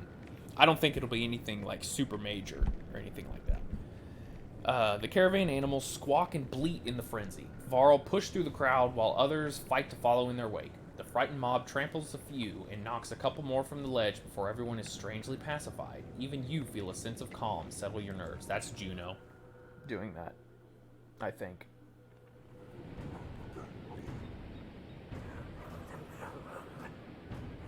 Look at that. Here they come.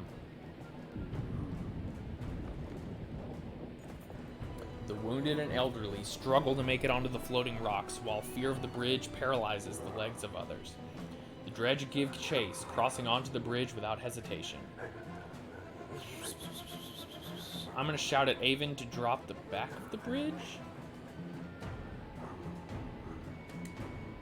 It's not easy to mouth the words, but there are just too many dredge. While Ivan seems unresponsive, Juno nods to you. You watch as the floating stones nearest the land tremble and drop back into the chasm, taking all standing there with it. The sight is terrifying, but you turn and urge the others to keep moving forward. I feel like we had to do that.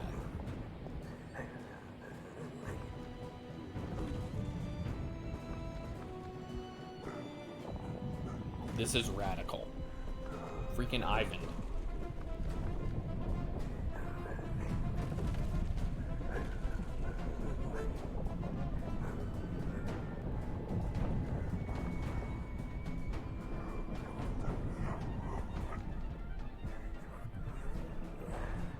Jesus, how far are we going? Ivan is growing visibly weaker. Meanwhile, many in the caravan are stunned by witnessing family members fall to their deaths. The effect is spreading. I'm going to ask Ivan how I can help him. No, don't disturb him, Juno says, but Ivan's concentration wavers as he looks towards you. The bridge rumbles and a large section falls away. Damn it! Taking with it a number of families and fighters.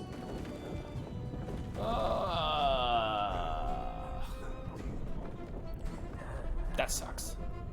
Why am I so bad at picking the right decisions in this series?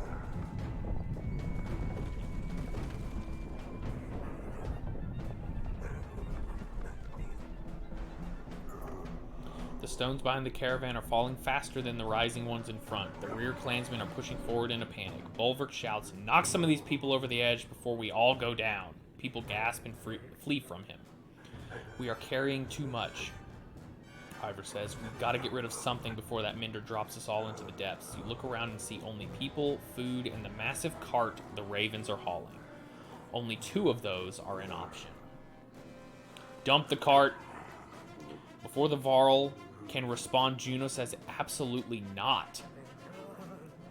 Her distraction affects Ivan, who falls to a knee. The entire bridge shakes and stones fall away around you. Clansmen scream as they fall to their deaths. Juno scrambles back to Ivan's side and the shaking stops.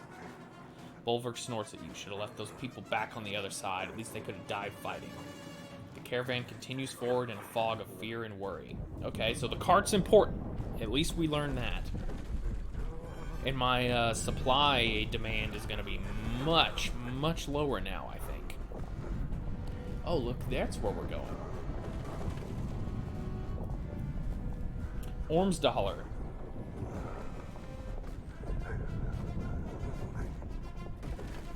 Just a bit further, Ivan. It's Ivan. Whoa.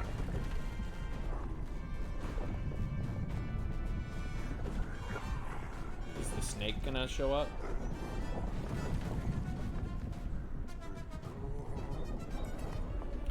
Ivan's scream chills you as it echoes off the cliff a mere 100 yards away. Again, the bridge shakes but stays together. When Juno looks at you, her lips are trembling. This is killing him, and I won't let that happen. Her tone is dark and cold. What's the alternative? She says nothing but looks toward the rear of the caravan. Governor Rugga and many others from Boersgard are back there. Oh boy. You told me the clansmen are important. There's no time for me to explain, Juno says. The Volca returns to Ivan's side and soon screams erupt from behind him. You turn in time to see people falling away and Rugga pulled to safety by one of his guards. As the rest of the caravan pushes forward in fear, the governor glances at you with suspicion. Good night.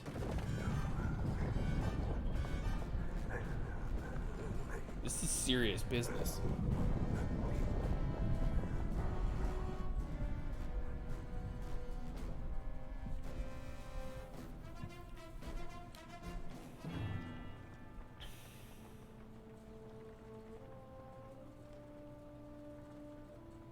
Well, this city doesn't look to be in good shape.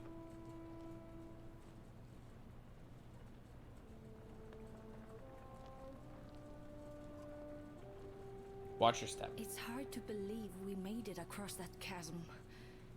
Now we find what's left of Ormsdalr. Once a great trade town at the fork of the Ormsau River. How many lives must have been lost here?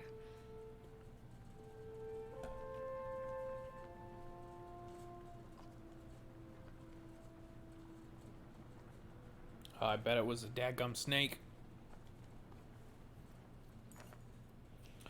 From the massive Varl to the youngest human children, everyone is sapped from crossing the chasm. Tents are loosely strung up and gear is thrown on the ground as everyone falls asleep. You manage to post a few guards out of habit before sinking down against a crate, wrapping your cloak around you and closing your eyes. Your chest aches as if from a wasp sting. Feeling around for the cause of it, you look down between your leathery gray fingers running over a red stone breastplate. Oh my god, is Bellower waking up? Gasping, you open your eyes to find your cloak still wrapped around you. No stone armor underneath. The caravan is still asleep, snoring more prevalent than usual. You're able to drift off for a bit more rest before facing the new tasks of the day. Oh, yeah. So we have really bad morale. We have, like, no clansmen left.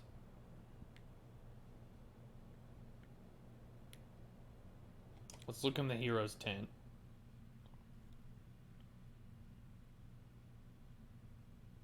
$45 renown, huh? Aleo, you deserve a promotion. For 7 renown.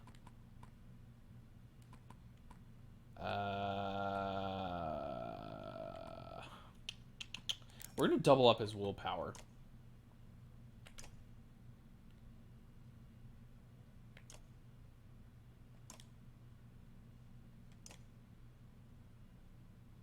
Whoa, what is this?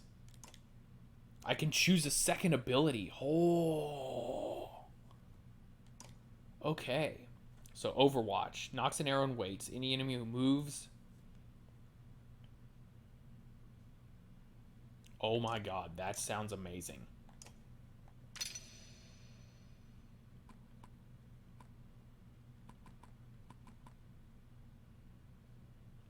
So, and then here, we can start giving her... Oh, that's pretty good. What do you got here? To resist damage, bonus crit. Let's do bonus crit chance.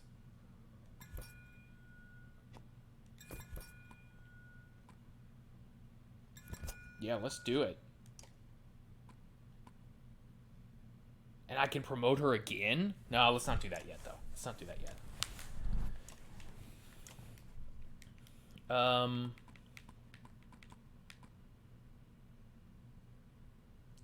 I can promote Iver. And Mogan is our boy.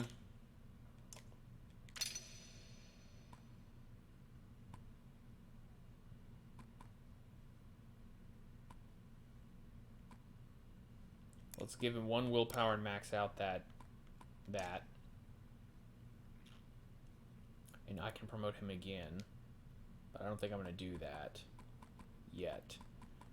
We're also going to promote Iver.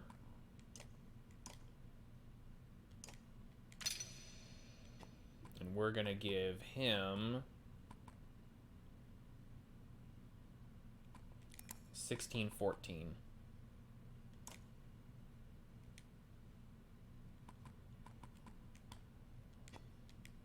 Oh, crap. And we're going to save the rest for... We're going to rest. One more day. Okay. Let's inspect the ruins. You make your way across the broken bones of the former trade town, curious as to what's inside this building, which is still somewhat intact. The structure groans as you enter and you hear yourself whispering, "This isn't worth it." After a quick survey of the room, only two things stand out. A stone with strange etchings resting on the broken mantle and footprints in the dust near a small door in the wall. A gust of wind blows up from the chasm and the whole building creeps. "I know you're there. I'm here to help." Small door creaks open and a child looks at you. "Come here," you say. "This place isn't safe." The child seems to trust you and tiptoes towards you. Others begin filing out, carefully choosing their steps. Each person is carrying a bag of food. As you're leaving the precarious structure, the small child runs back in and grabs the stone off the mantle, handing it to you with a smile. Okay. A yokel baller. What does that do? +2 to all talents. What is a talent?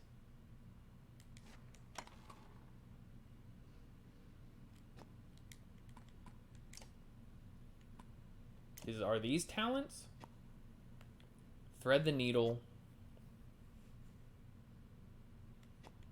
Overwatch. So that's rank 3. Overwatch is rank 1. And I've got puncture. So that's freaking rad. Oh, I still have 2 points available? Oh my god. I still have 2 points available. Then we'll do that.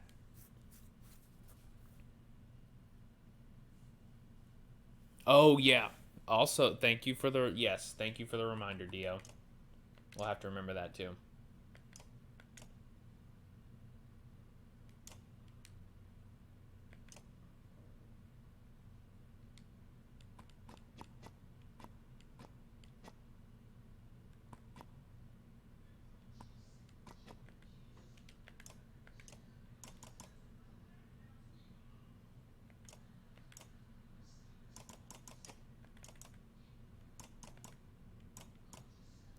We'll just give this to Elio, I guess.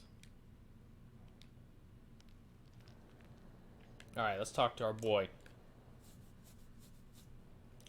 Iver stands stoically by Ivan's pallet, watching the unconscious Minder's breathing. It took a lot out of him. I never want him doing something like that again. I'll let you tell that to the man who can pull lightning from the sky and lift rocks to form bridges.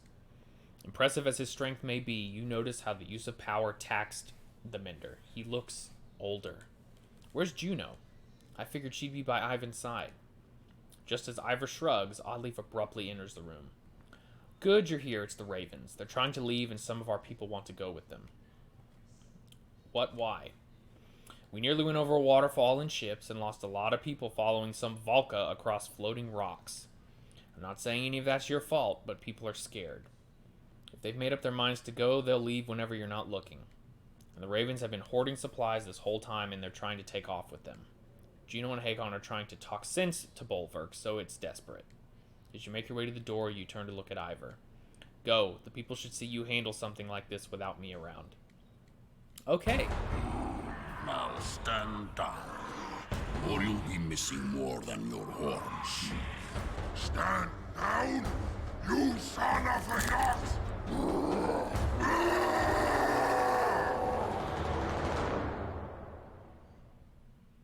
Okay.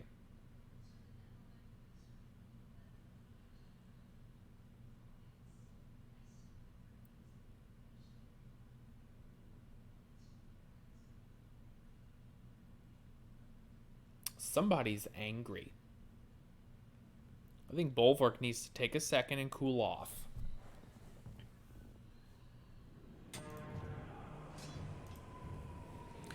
I can't calm him. It's his fury. Whoa. Here they are, just as I said.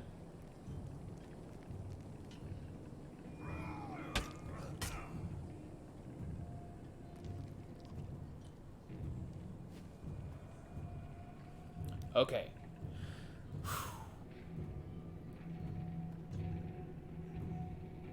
Hey, look at that. My great leadership has allowed for ample supplies and caravan rest. I'm great. Okay, so this is bad.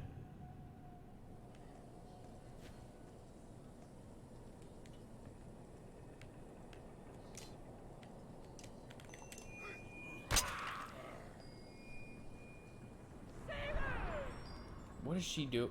Ah. Hey!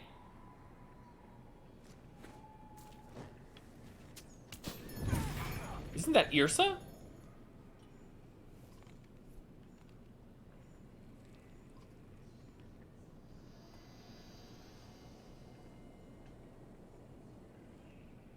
Yep.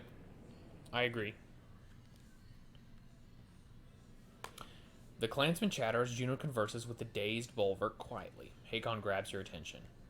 Get ready for a confusing conversation. He mentions to Yrsa she is back, one of Prince Luden's bodyguards who is wiping her pitch-covered hand with a rag on her way over to you. Good timing, witch. How is it you're still alive? Tisk tisk, Hakon. Me being a witch was our secret. I'd hate to have to poison you. Whoever this woman is, she's just completely stunned to Varl within moments of each other. A friend of yours, King Hakon? King? Hakon attempts an enigmatic smile before answering you. Alette, this is Prince Luden's bodyguard, Yrsa.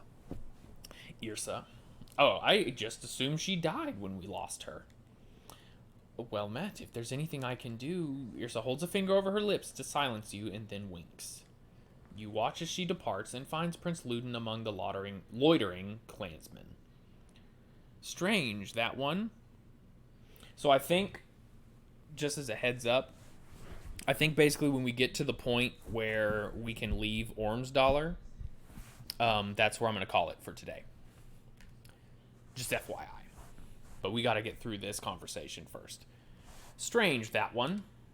Stranger than Bolverk being as tough as a damn Sunder? I should have mentioned he's a berserk. Probably the last of his kind after Einertoft. The Varl King laughs at your blank look.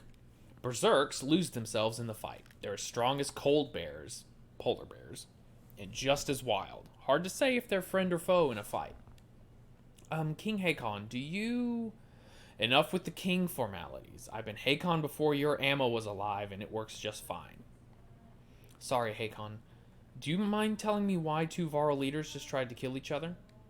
I wasn't going to let him take our supplies without a fight. Caught him trying to take off with supplies he tucked away. Couldn't let it happen. A cool anger glistens in Hakon's eyes when he looks at Bolverk.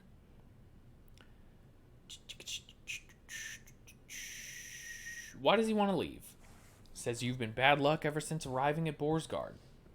I can't say I blame him for that. The two of you actually laugh for a moment. I'd bet his main reason for leaving is just to be in charge again. Runs jobs and keeps his ravens in line. Like most of us, he's looking for something normal to grab onto. Whatever his reason, I hate that some of ours are going with him. We've done what we can for them. Offer the ravens enough supplies to last a couple of days. We've got a lot of mouths to feed. The ravens can make do with a couple of days of food and live off the land afterwards. That sounds about right. You've got a better head than me for these things. Now let's see what we can find and what's left of this place. Chapter 9. Oh, look at that. Chapter 9. Cast the what?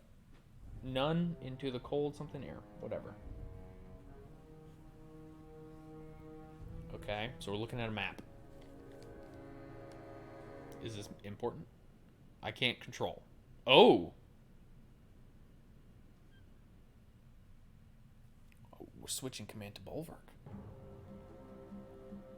Interesting. You glare at the clansmen and Varl settled among the ruins of Ormsdalr and feel the rumbling growl in your chest. Everyone will be ready to leave as soon as you start walking north. I won't fall for that stupid fire trick again. Folka ignores your comment. The new members from the other caravan will probably need a beating or two. Think it was stupid of me to challenge Hakon? Not really my place to say. Since when has that stopped you? The Shield Maiden grins. I like Folka. We could have at least waited to hear their plans first, then decided. Their plans almost took us over a Fane waterfall. That waterfall surprised us all. Of course, it'll be nice to be on our own again. We'll make it to Bindle, get a job, and things get back to normal. We always survive. And what about all those Dredge? If they make it across that chasm, it'll be war. War's always been good for business. Folka smirks, but her face hardens as Juno approaches. Bulwark, could I have a word with you? Haven't you said enough? I'll hear her out. Well, I won't. I'll finish the packing. The two of you watch Folka stomp off, but not too far. She's protective of you. Get on with it. I know your ravens need work. Without work and coin, that banner of yours is worthless. You step towards her, towering above the tall Volca, though she stands resolute. In Boersgard, we made an arrangement for you to protect this large cart until we were away from the Dredge threat. There, across that damn chasm, that job is done. Agreed, but the cart you've been hauling has become too troublesome. It needs to be sunk in the deepest waters around. You grunt in disgust. Volca secrets. You would turn down the Mender Council's coin? What's in the cart? If you needed to know, I would have told you. Suffice it to say, you have a Volca's oath for a great deal of coin once you have sunk the cart. The Blue River northwest of Bindal is my suggestion. And if I just leave it in the woods somewhere, I will know, as will the other Volca. Besides, the Ravens always finish their jobs. That reputation means everything to you. You growl, but she's right. Fine. The Raven's oath. It'll be done. Juno nods and walks away. Folka watches her leave and returns to your side. Now what? Now we have a job.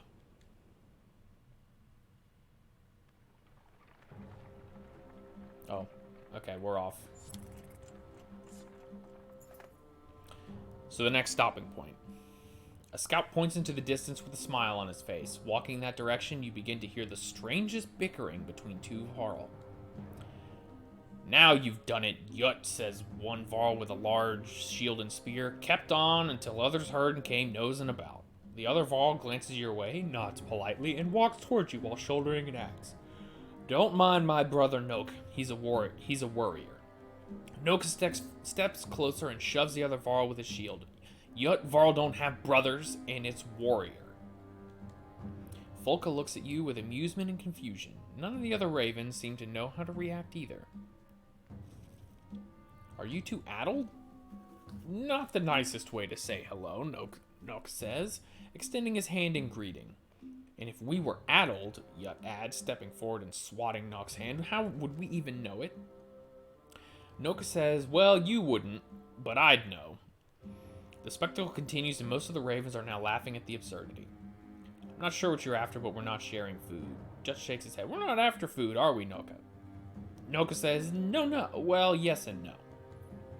You'd agree, yes and no, that's right. We'd fight with you.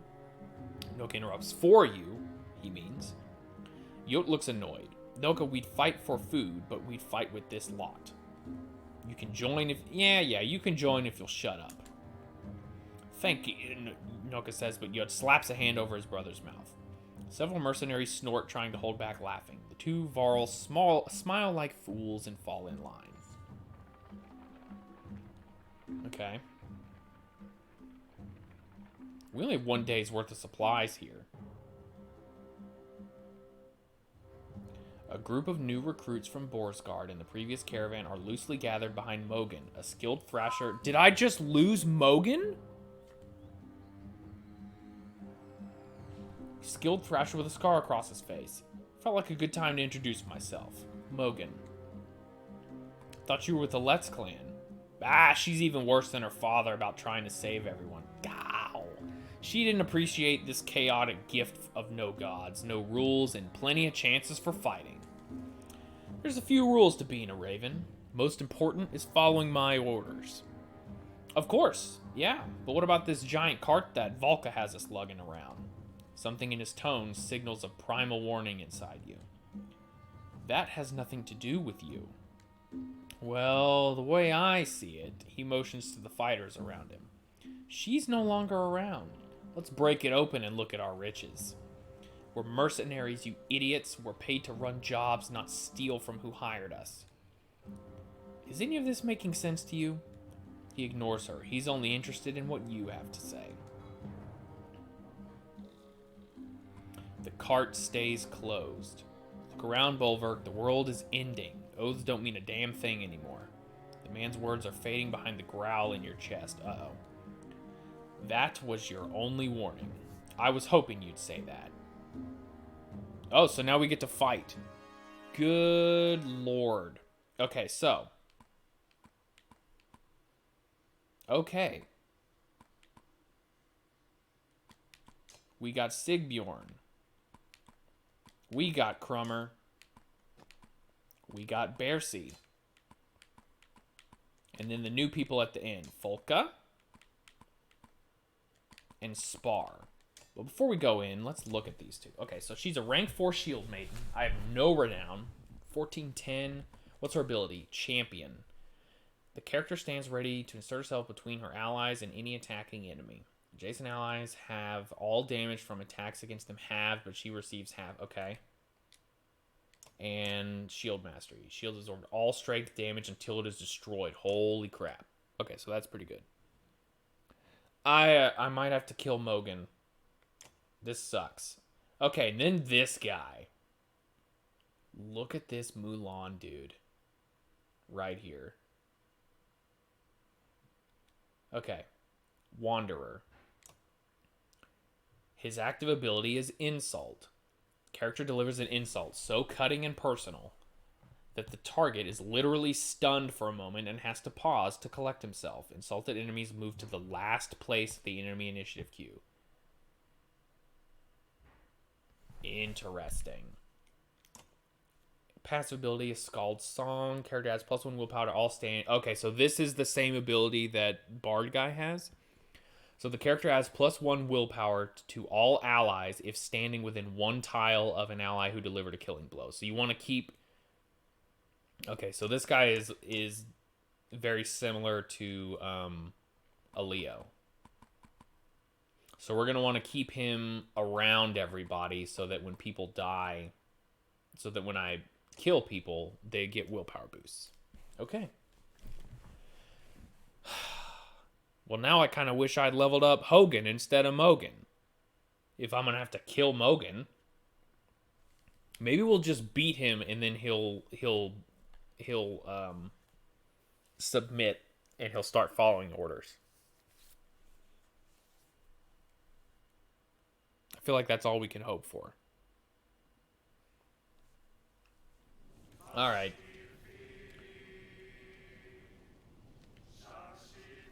So it's 6-on-3. Alright, so we're gonna have to go around the fire. Sigbjorn.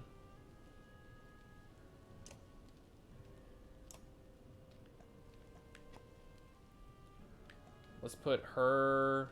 No, I don't want that. I want her here. And then this guy in the back of... Over there. That's good enough, I guess. Any Raven gets knocked down by this lot, and he'll answer to me.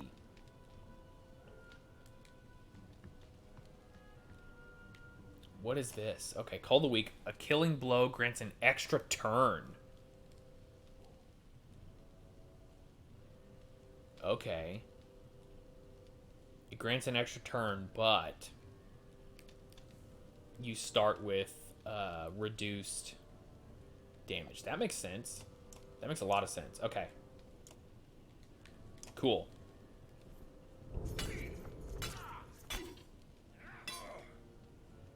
He just flailed at me.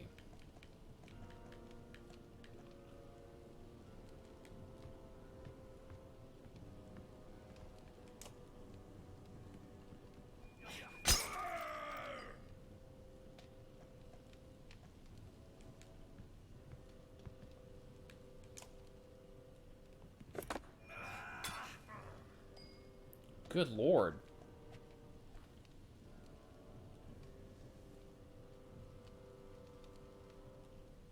Okay, well, I definitely should have used a different freaking turn order. Because Bulwark's fucking... No, he's not. Yeah, because Bulwark's freaking dead. Ugh.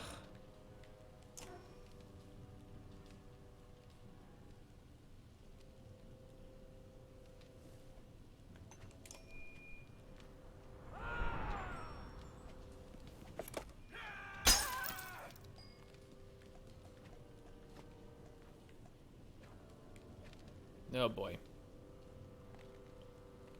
They are all pushing as a team. This is...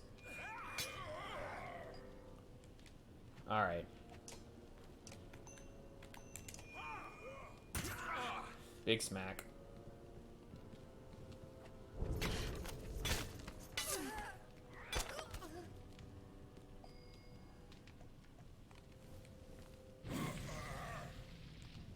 Oh shit, am I on fire? That's probably a not good. I think I'm on fire.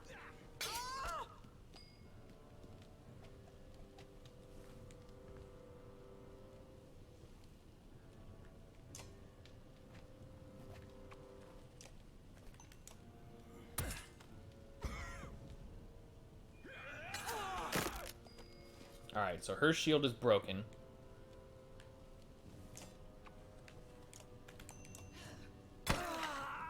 That's not who I wanted to hit. I want to hit Mogan.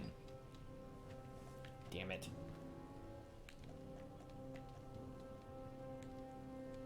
Alright, let's see if I can taunt. I can insult him.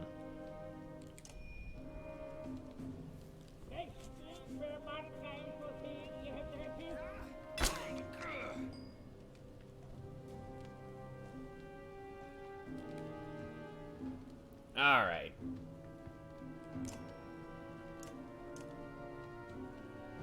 Yep.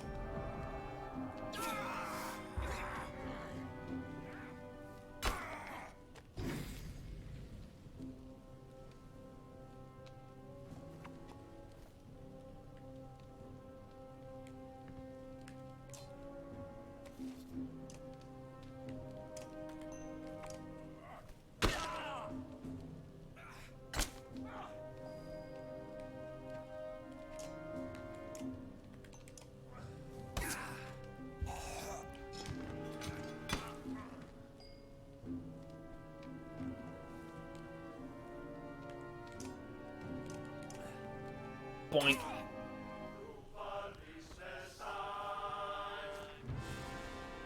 Victory. Alright. Folks grab Mogan. Folka grabs Mogan by the hair and pulls him up to stand in front of you. He's beaten but not broken. Something you can respect. Bad for business if we let people think they can get away with challenging you, the Shield Maiden says. You thumb the edge of one axe while staring down at the man. I'm gonna say...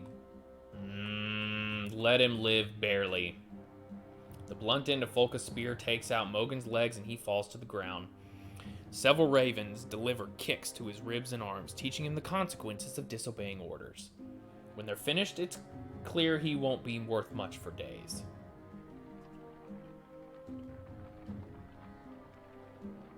Okay, so I think we're going to get to a camp right here. A commotion draws your attention to the nearby woods. You're surprised to see a small group of Dredge, some of which you've never seen before, engaging one of the new recruits from Boersgard.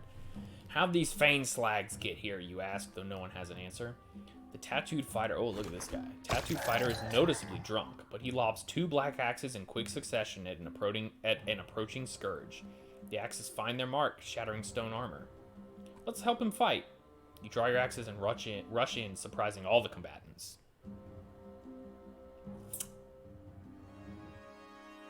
Alright, yeah, so Bolverk is injured, Folka is injured, Mogan is injured. Okay, so then we got Ollie. Okay. So let's oh, he is required. Okay, well that's great. And so he's also going to be required, I assume. Yes. Okay, so Crummer.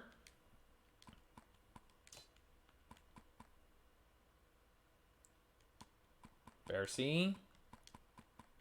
Sigbjorn. And Spar.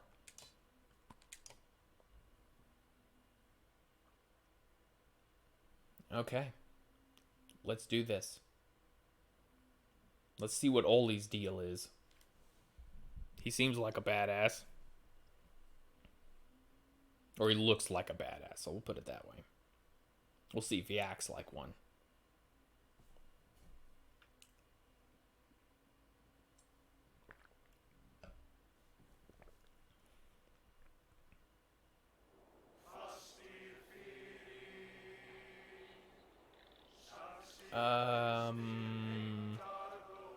Well, okay. I mean, I guess. Whatever, that's fine.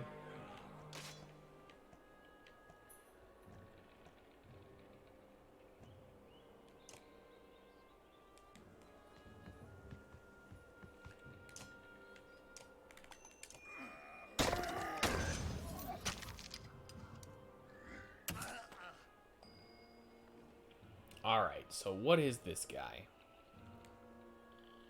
Axe Storm. Throw axes for strength damage until one is deflected? That seems radical.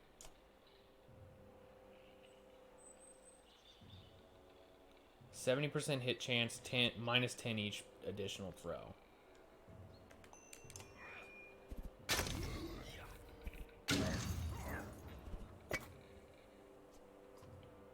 That's cool.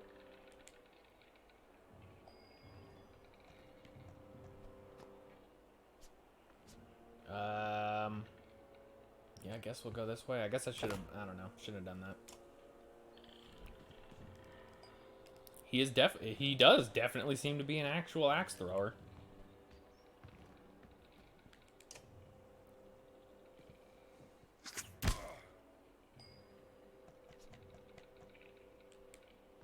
Alright, let's get here in Tempest.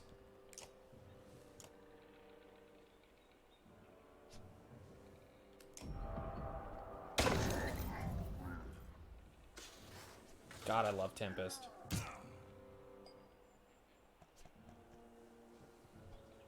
Who is next? You're next. So if we move all the way up here, can I taunt? Hell yeah, I can. Let's taunt this guy.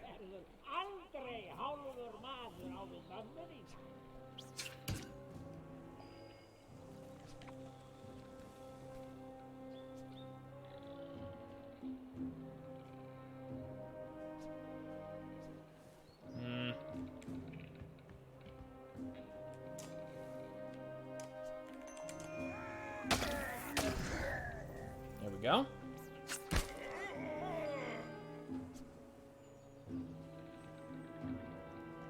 Let's move him around and do armor break. Holy shit, he is a ranged, he throws his axes. I thought he was melee. That is radical. Take him down, Crummer.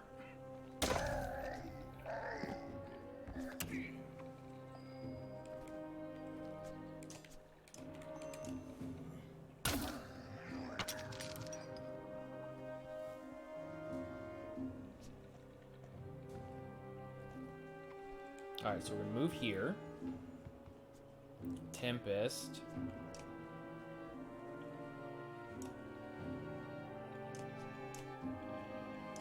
Yeah, this one. Double kill.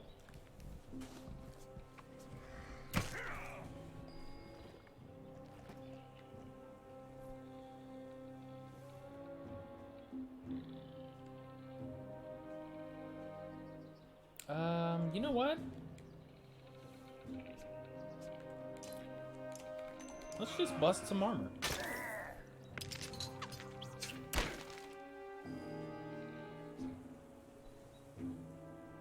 And Boersgard is also gonna bust some armor. Oh, holy shit.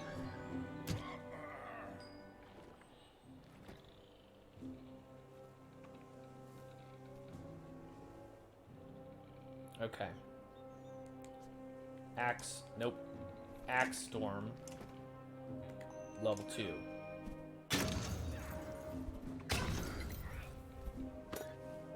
Ah.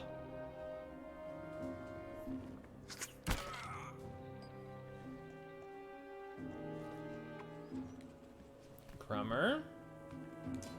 Take him down. Yeah, he did hit Axe Bro. So I need to figure out... Ah, shit, he got injured again. I need to figure out, like, what exactly... how Boersgard really works.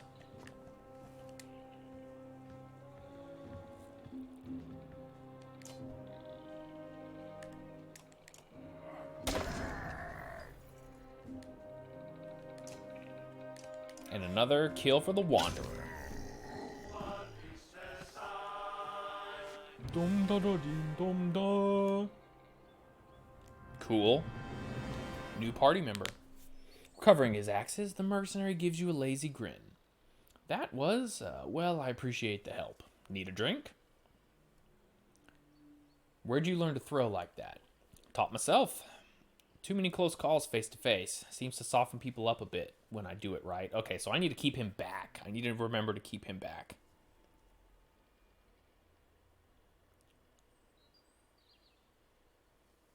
Yeah, it was cool up to that point. Definitely.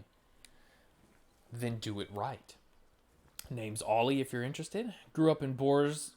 You walk off, but Folka gives a quick look, letting her know you're impressed. But give Folka a quick look, letting her know you're impressed by Ollie's throwing. All right. So let's make it to this town here. So we can buy some freaking supplies. Ravens in the air as ravens approach, Ollie says with a slur. Is that a good sign?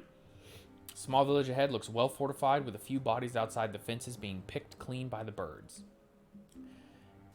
Your caravan moves closer but stays out of arrow range. Whoever's in there wants to be left alone, Folka says, but it could be our best chance for supplies. Let's approach, stating our needs. You grab the raven banner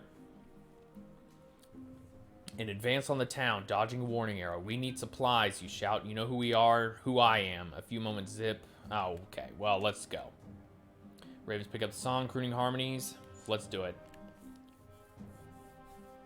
We need some dadgum supplies. I'm out of them. Okay, so he's injured. Are you required? You are no longer required, but... God, he's injured for 3. So he's only at 8. And you're at 10, 11. I think we're gonna put Mogan back in. Are we though? Nah, fuck it. We'll put Boersgard in there. But we're gonna stick Boersgard here, and we're gonna move. Oh man, I gotta move them one by one. Well, we're gonna put him there. Leave Spar at the end. That's what we're gonna do. What's his item? +10. Man, that's nice. All right, let's go. Maybe after this battle we'll hit the stopping point.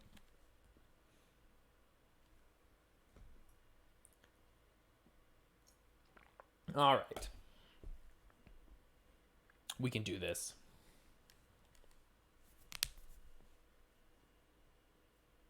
Oh, shoot. I can't I think you can. I'll pause on it. Oh, look, they've got barricades.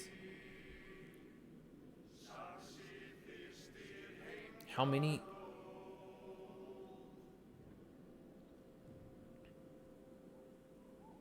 Okay.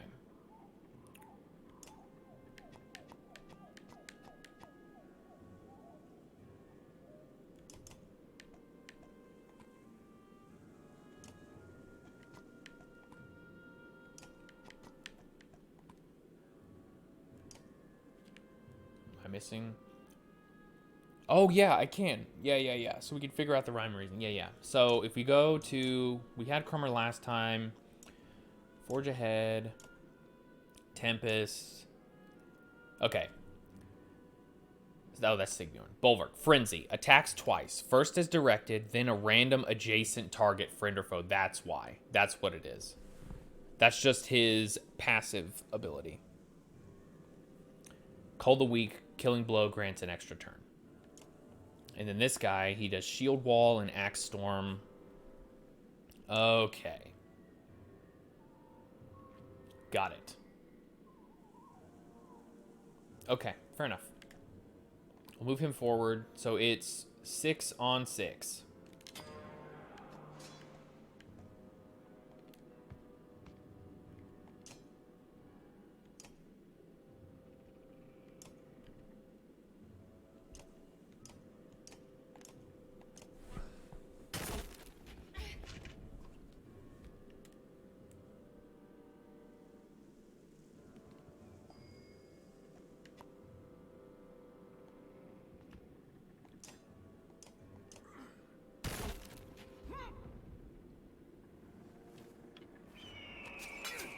Alright, I don't like all these archers, I'll tell you that much. Let's get these barricades out the way.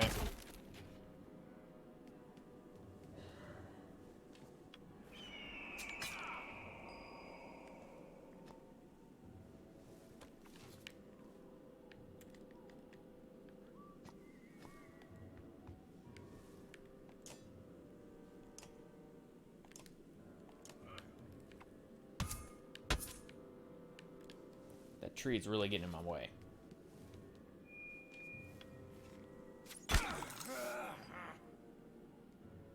Okay, so I can deal 3.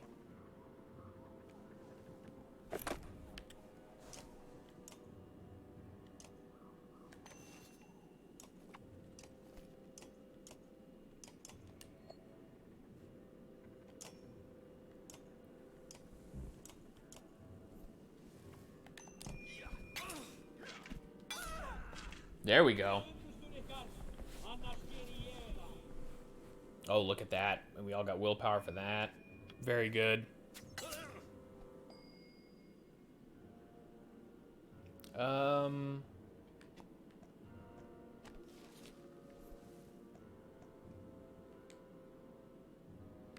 So if we insult you.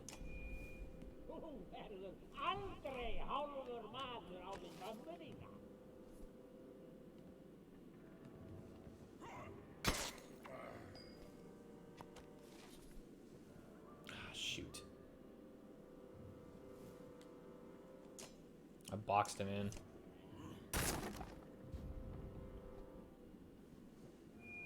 That tree branch is getting in my way. I can't see.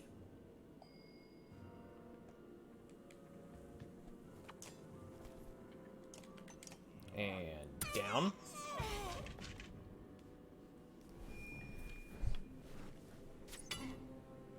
Alright, next up, Sigbjorn. And down.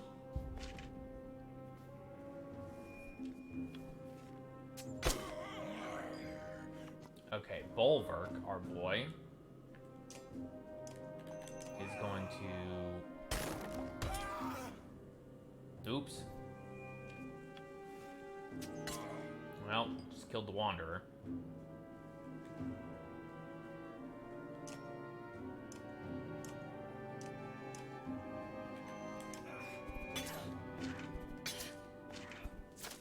Oh. Well, she's worthless now, at least. Damn it. I still have to keep smashing these stupid barricades.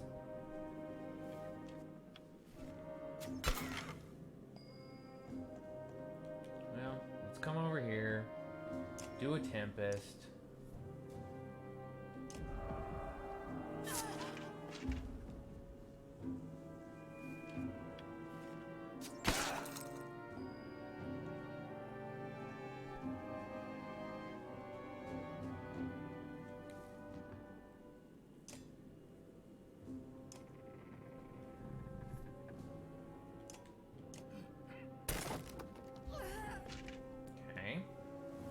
We're getting there.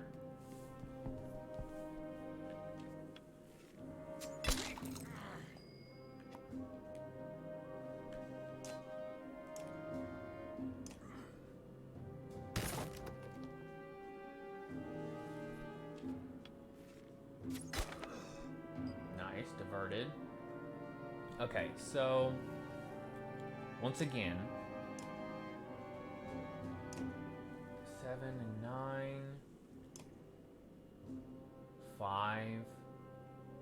I think we go for you. Oh, definitely, because you're next. Boom, killed. All right, I like this axe thrower guy.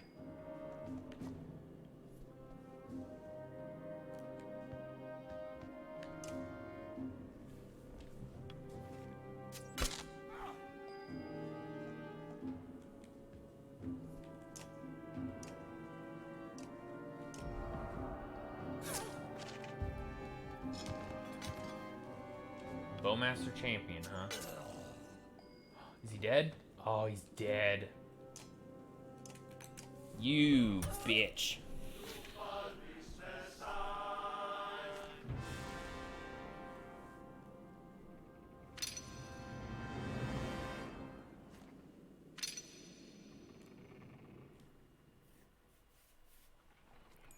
Oh, come on. You kick down the last of the barricades to find some bows and arrows. Friedrich, been fighting off all types from Ormsdollar for 2 weeks now, just trying to protect what's ours. You won't find us begging for our lives. Folka pulls you inside and says they know how to fight, so we'd be stronger if they joined us. You pull at your beard, or I can make them gather food.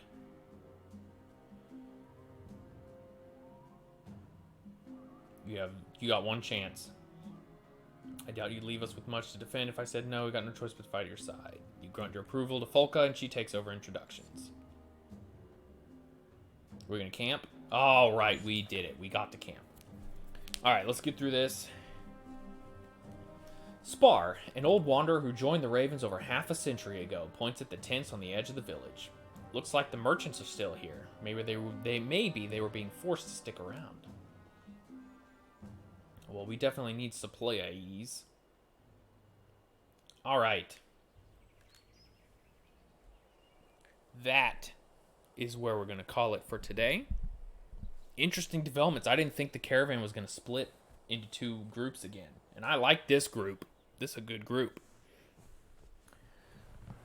So, hopefully you guys enjoyed the first installment of the Banner Saga 2 for Saga Sunday. We'll be back tomorrow with more Odin Sphere. Progressing in Velvet's storyline. But I like a lot of the changes that they've made so far. I think that the barricades are an interesting choice, as irritating as they were in the moment. And the new classes I think are good too. So, yeah, hopefully you guys had a good time. Because I did. I had a good time. And thanks for joining me in this this experiment in the Heisen lab. And I'm looking forward to the next experiment tomorrow. And everybody have a wonderful Sunday. And yeah, with that, I think we're gonna cue the outro music and be done. Appreciate it, everybody.